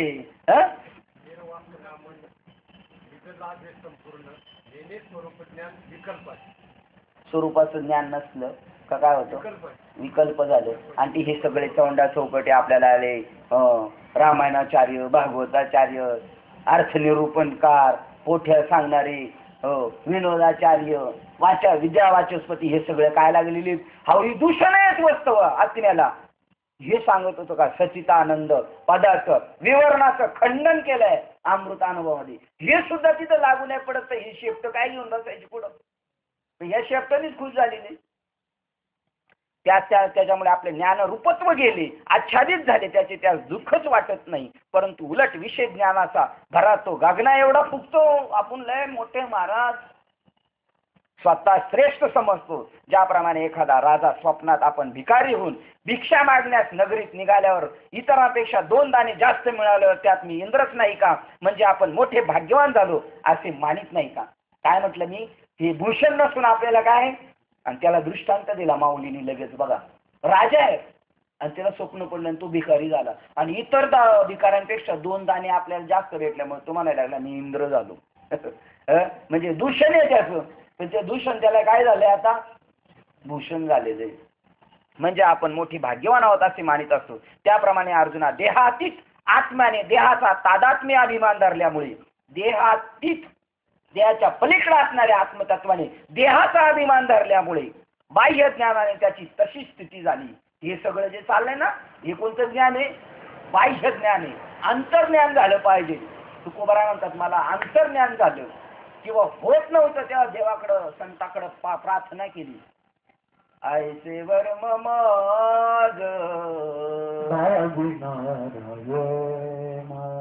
ऐसे वर्म माझ अंतरीच्या खुना प्रगटोनी, अंतरीच्या खुना प्रगटोनी, ऐसे वर्म माझ नारायण. ऐसे वर्म आतल्या ज्ञानाची मला जाणीव करून द्या, देवाकडे प्रार्थना करतात. बाह्य ज्ञानाने नकोय ते म्हणतात पा. त्याप्रमाणे अर्जुना, देहातीत आत्मज्ञानाचा तादात्म्य आत्मतत्वाने देहाचा तादात्म्य अभिमान धरल्यामुळे बाह्य ज्ञानाने त्याची स्थिती अशी होते. प्रवृत्ती शास्त्रात तो निपुण होतो, शास्त्रातले हुशार, शास्त्री पदवी मिळाली. यज्ञ विद्येत तो निष्णात बनतो, अधिक काय सांगावे. तो स्वर्ग लोकात ही बातमी जाणतो, पुढं काय होणार आहे ते बी त्याला कळतो. आणि सांप्रत माझ्याशिवाय या जगात दुसरा कोणी ज्ञानवान नाही, व चातुर्य रूपी चंद्रास प्रकाश करण्यास माझे चित्त हेच गगनरूपी आधार आहे असे म्हणतो. याप्रमाणे सत्वगुण हा जीवात्म्यास सुखरूपी ज्ञानरूपी याच्या दोऱ्या कानास लावून पांगुळ जसा नंदी बैलास ओढतो, त्याप्रमाणे आपल्या ताब्यात आणतो. काय पदवी दिली ज्ञानेश्वर महाराजांनी, काय दिली पदवी. आपण घाबरतो बोलायला, कोण घाबरतो. अशीच भाषणं व्हायची बरं का. शिकागो धर्म परिषद गाजवली तिथं, आणि तिथं लोकांना पसंत झालं स्वामी विवेकानंदाचं वक्तृत्व. सगळी लोक त्यांना बोलायला लागली, व्याख्यानावर व्याख्यानं होऊ लागली. ज्ञानेश्वर स्वामी विवेकानंद सांगायची, अरे तुमच्या जे धर्माचे जे पॉल बिल बसलेत ना, त्याला एकाला आत्मज्ञानाची खबर नाही. बोटावर मोजण्या इतक्या लोकांनाच ज्ञान माहिती आहे, पण ते मात्र खरं सांगत नाही. कारण आज तागायत ज्यांनी खरं सांगण्याचा प्रयत्न केला त्यांना समाजाने मारून टाकलेले. एकाने प्रयत्न केला होता म्हणे तुम्हाला सांगायचा, त्याच्या हातात खेळ ठोकून मारण्याचे तुम्ही प्रयत्न केले. त्यामुळे बाकीचे गप्प बसून आहेत, बाकीचे हे तर सगळे चपाती चोर आहेत सगळे. असं म्हणल्यानंतर असे बंदुकी घेऊन असायचे लोक, खाली दाखवायचे. आज या पाहतो आपण अमेरिकेत शिक्षकाला विद्यार्थ्यांनी गोळी घातली, ठार केला. आता त्या काळात बघा, परकीय भारतातला माणूस तिथं जाऊन बोलतोय, त्यांच्या धर्मावर बोलतो. धर्मावर बोलणं एवढं सोपं नाही. तर खालून बंदुकी दाखवायचे. स्वामी विवेकानंद म्हणायचे आज आपला शेवटचा दिवस, पण खाली उतरल्यावर लाईन क्लिअर. पण ज्यांनी तारीख घेतली होती ना, त्यांनी एकदा पत्र पाठवलं. माझ्याकडे पत्र आहे, तुम्हाला भेटतील रामकृष्ण मठामध्ये जर गेले तर. त्याच्यात त्यांनी पत्र पाठवलं, स्वामी विवेकानंद त्या दिवशी तुम्ही पार आवाकाश सोडला, खूप ताशेरे ओढले, हो खूप टाकून बोललात लोकांना, तसं बोलायला नको होतं. तर त्यांनी स्वामी विवेकानंदांनी त्याला पत्र पाठवलं, बाळा तुम्हाला शांतपणाच्या गोष्टी शिकवू. तू ज्या वेळेला या स्थितीवर येशील त्यावेळेला तुला कळल, त्यावेळेला तू असं बोलशील, तूही असंच बोलशील. ज्याचं जळतं ना तुला काय त्याची खबर आहे. तुला नुसतं नियोजन करायचं, संयोजन करायचंच माहिती आहे. आणि लोकांनी म्हणाले वा वा काय प्रोग्राम झाला, तुला काय गाजरं कळली त्याच्यातली. पण जे करतो ना त्याला कळतं, त्याच्या पाठीमागे आट्टा असते, त्याग आहे. आणि त्याचं जर चीज होत नसेल, नुसता शो होत असेल तर मजा नाही. त्या वक्तृत्वातून काहीतरी घडलंच पाहिजे. आणि जेव्हा बी काही घडतं ते संघर्षातूनच घडतं. असं घडत, असं गुळगुळीत मुळमुळीत घडत. तुकाराम महाराजांनी ताशेरे ओढले विद्वत जनांवर, तर कोर्टात त्यांच्यावर केस लागली होती. रामेश्वर भट्टांनी केस दस केली होती त्यांच्यावर, पण त्या केसनी चांगलं झालं का वाईट झालं? आणि म्हणून तुकोबाराय रामेश्वरांच्या पहिलं पाया पडले, म्हणले बरं झालं माझा जो विचार आहे, माझं जे ज्ञान आहे, त्या निमित्ताने जगभर गेलं, नाही तर मग इकडंच राहिलं असतं देवपुरतं मर्यादित. रामेश्वर भट्ट उपकारक ठरलेले आहेत. पहा, याप्रमाणे सत्वगुण हा जीवास सुखरूपी ज्ञानरूपी त्याच्या दोऱ्या कानास लावून पांगुळा करतो आणि नंदी बैलास ओढतो. त्याप्रमाणे पांगुळ जसा नंदी बैलास ओढतो त्याप्रमाणे आपल्या ताब्यात आणतो. सत्वगुणाने यांना सगळ्यांना काय केलेलं आहे? नंदी बैल. आणि त्या सत्वगुणातल्या याच्यातला जर एखादा जर म्हणायला लागला तर ते म्हणते, बाबा म्हणतात, कोण माणूस उचलतोय का? तो का माणूस लागला त्याला मंडळातून काढून टाका. बावळटा, ही मंडळ म्हणजे काय कंपनी आहे का? काय परमार्थ म्हणजे कंपनी आहे का? शेठला राग आला का शेठ म्हणतो याला कंपनीतून काढून टाकायचं, याला साखर कारखान्यातून काढून टाकलं, याला माझ्या फॅक्टरी का? फॅक्टरी आहे का तुमची? तुमच्या बापाची प्रॉपर्टी आहे धर्म? ज्ञानेश्वर महाराज म्हणतात, नंदी बैलाला जसा तो बैल नंदी बैलवाला पळवतो तसा सत्वगुण त्याला बांधून ठेवतो. त्याला काय नाही, त्याने फक्त म्हणायचं गु गु गु पाऊस पडेल गु गु गु गु, असं म्हणलं का लोक म्हणतात बरोबर आहे. बाबाला अशी माणसं लागतात, कशी? नंदी बैलासारखी गु गु गु करणारी नाही पाहिजे. साधूला आवाज करणारा माणूस आवडतो, साधूला बोलणारा माणूस आवडतो. मुख्या गज भाषा काय कामाचा नाही, तो गप बसून बसून काय करायचं ते करतच असतो. नंदी बैलाप्रमाणे त्या सोडतो, आपल्या ताब्यात आणतो. आता रजोगुण हा जीवा शरीराच्या ठिकाणी कसे बंधन करतो ही लक्षणे सांगण्यात येतील ती आई. आता हे पहिलं मोठ्याल्यांचं सांगितलं, मागच्या याच्यात पहिलं बारकाल्यांचं सांगितलं, मग मोठ्याल्यांना मेजरमेंट लावलं. आता इथे मोठ्याल्यांनाच पहिलं लावलं. आता पहा, रजोगुण आलाय, ज्या गुणापासून जीवाचे नेहमी रंजन होते, अभिलाषा लोभवृत्ती सदैव जागृत होते. आपणही आपल्याला तपासायचे आपण कोणत्या गुणात खेळतो, रजगुणात आहे का सत्वगुणात. ज्या गुणापासून जीवाचे नेहमी रंजन होते, हरिपाठ, ज्ञानेश्वरी, भागवत, कीर्तन हे रंजनासाठी आहे. म्हणून बरं वाटतं, म्हणून बरं काय सप्ताह भरवला होता, बरं वाटलं 8 दिवस, बरं वाटण्यासाठी आहे.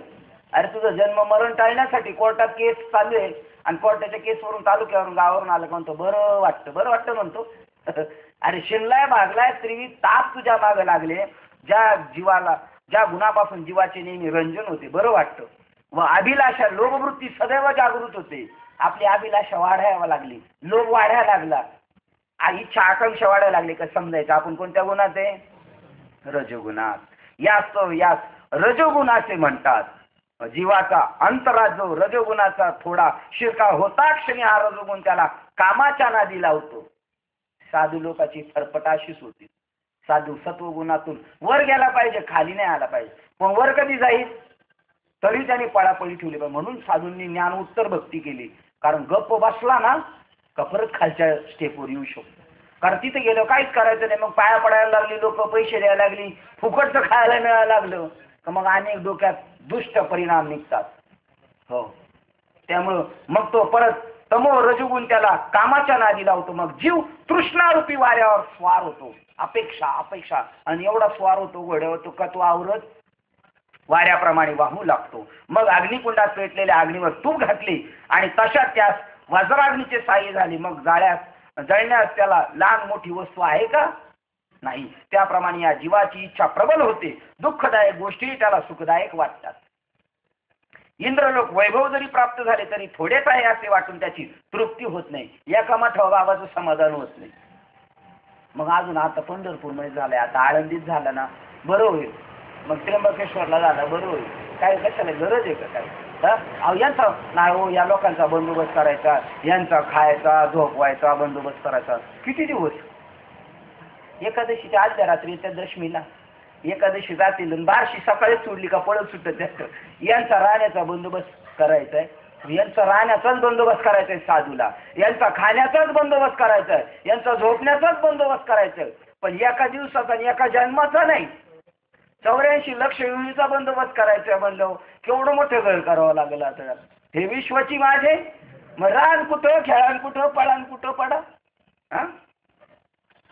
थोडेसे वाटून त्याची तृप्ती झाली नाही गोष्ट त्याला. त्याप्रमाणे अशा प्रकारे समुदाय वाढतात व इंद्रलोकाचे वैभव जरी प्राप्त झाले तरी ते थोडेच वाटून त्याची तृप्ती होत नाही. अशा प्रकारे विषय वासना वाढल्या, मेरू पर्वतही त्याच्या हस्तगत झाला तरी त्यापेक्षा अधिक मोठी वस्तू प्राप्त व्हावी असे म्हणून त्याला भयंकर खटपटीस लागू असे त्यास वाटते. एका कवडीवरून आपले जीवित ओवळून टाकण्यास तो मागे पुढे पाहत नाही आणि इतकी जरी वस्तू प्राप्त झाली तरी तो आपल्यास कृतकृत्यता लाभली म्हणून धन्य वाटतो. तर त्याची काळजी घेतली तर खुश होतो. आपल्या जवळ असलेले द्रव्य जर आजच खर्च करून संपवले तर उद्या आपली काय वाट होणार असे मानून अतितृष्णेच्या जोरावर मोठमोठ्या उद्योगात सुरुवात करतो आणि म्हणतो की जर कदाचित आपल्या स्वर्गप्राप्ती झाली तर त्या ठिकाणी काय खावे, आपल्यास खावयास काय मिळणार याकरता यज्ञ यागादी क्रिया करण्यास धावतो. व्रते आचरण करतो. इष्टपूर्त विहिरी तलाव वगैरे बांधणे, यज्ञ यागादिक कर्मे करतो. काम्य कर्माविना किंवा व्रता वाचून इतर कोणत्याही कर्मास हाताने स्पर्श करीत नाही. हे केल्यावर काय होईल तरच करायचे, याच्यातून काय फायदे आहे अशी काम्य कर्म करतो. ज्याप्रमाणे ग्रीष्म ऋतूतील अखेरचा आषाढ महिन्यातला वारा विश्रांती विना रात्रंदिवस सारखा वाहतो त्याप्रमाणे अर्जुन अशा प्रकारच्या व्यापारात हा रजोगुणी रात्रंदिवस खपत असतो. त्याच्यापुढे मासा कसला चंचल रजोगुणापुढे. जसा कामिनीची स्त्रीचा नेत्र कटाक्ष हा चंचल असतो तसा हा चंचल असतो व विजेला तर अति चंचल असे म्हणतात, परंतु त्याची रजोगुणाची चंचलतेशी तुलना केली असता ती गती कमी भरेल. वीज चमकते ना तिच्यापेक्षा रजोगुण जास्त चपळ असतो.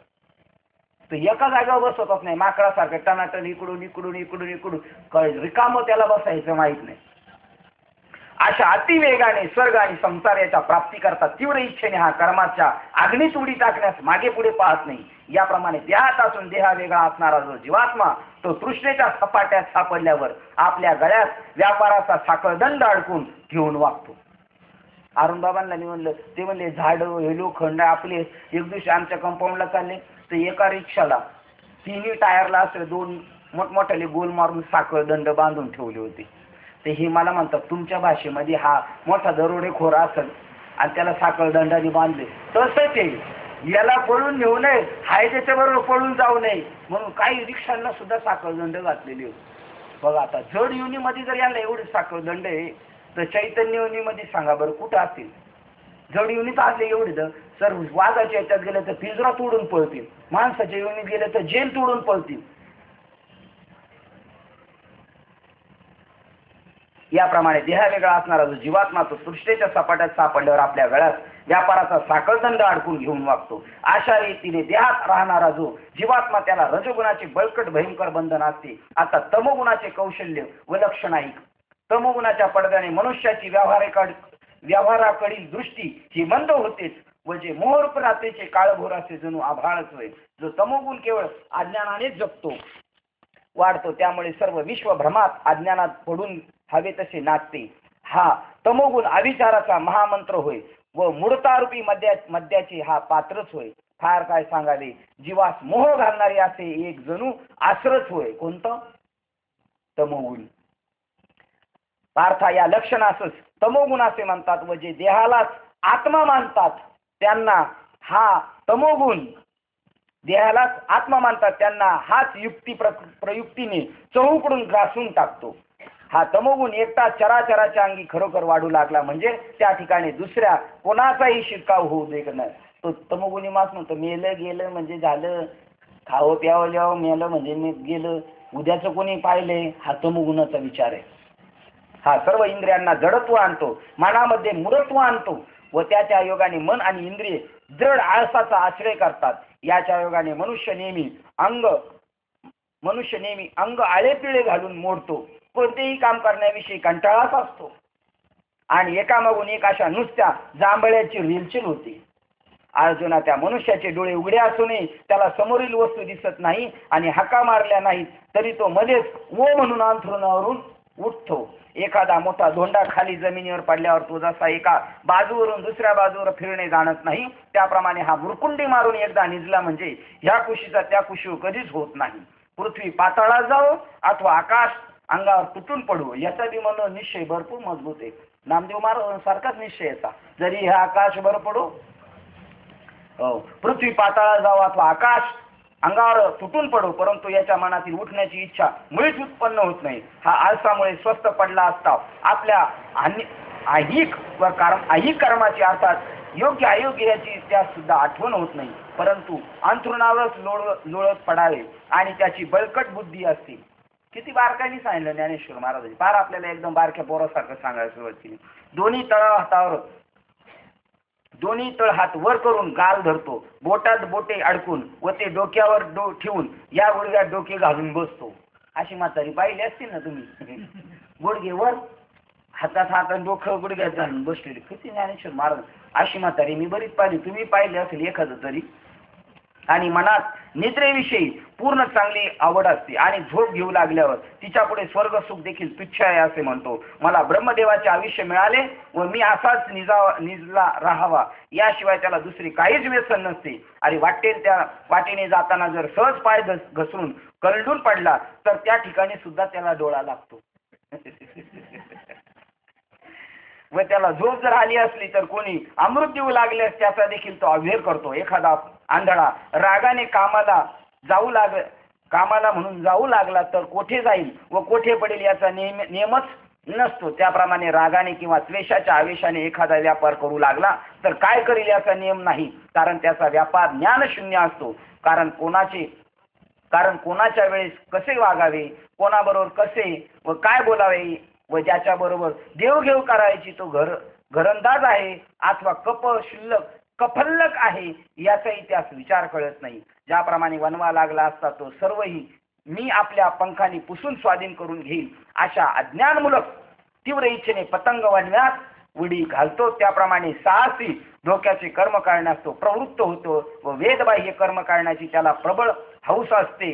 किंबहुना वेद सांगतो ते नाही करायचं, नाही म्हणतो तेच करतो तो. किंबहुना असले प्रमाद भलतेच करणे त्याला गोड वाटते. याप्रमाणे तमोगुण हा निद्रा, आळस व प्रमाद या तीन पाशांनी उपाधी रहित शुद्ध अशा आत्म्यास बंधन करतो. आत्मा निर्मुक्त आहे पण त्याला बद्ध करतो. ज्याप्रमाणे अग्नी काष्टात लागला असता तो अग्नी काष्टाच्याच आकाराप्रमाणे दिसतो, किंवा आकाश हे घटात सापडले तर घटाच्या आकाराप्रमाणे भासते, अथवा पाण्याने भरलेल्या सरोवरावर चंद्राचे प्रतिबिंब दिसते, त्याप्रमाणे आत्मतत्व गुणात भासल्यामुळे आत्माच गुणांनी बद्ध झाल्यासारखा वाटतो. 195 क्रमांकाच्या ओळीला आपण थांबूया. तमोगुण, रजोगुण आणि सत्वगुण याचा निकाल लागला. आता उद्याचा काय विचार येतो आपण बघू. कोणत्या गुणाने कोण कोणत्या जन्माला जातो तो उद्याचा विचार आहे. रजोगुणी माणूस कुठं जन्माला जातो, तमोगुणूस विद्याधर देवधर होतात, वरती जाऊन स्वर्गातले बृहस्पती होतात पण मुक्त होत नाही. आणि तमोगुणी माणूस दगड होतो, लोखंड होतो, अशा योनीला जातो. हा विषय उद्या आहे. आपण झालेली सेवा इथे सद्गुरूच्या चरणावर समर्पण करू. हृदयस्थ सद्गुरू सच्चिदानंद श्रीपाद बाबा रामदास बाबा अधिष्ठान परमात्मा श्री गणरायाच्या चरणावर तुम्हा सर्वज्ञांच्या चरणावर सेवा समर्पित करून सेवेला आपण इथे पूर्ण विराम देऊया. पुंडलिक वरदेव हरी विठ्ठल.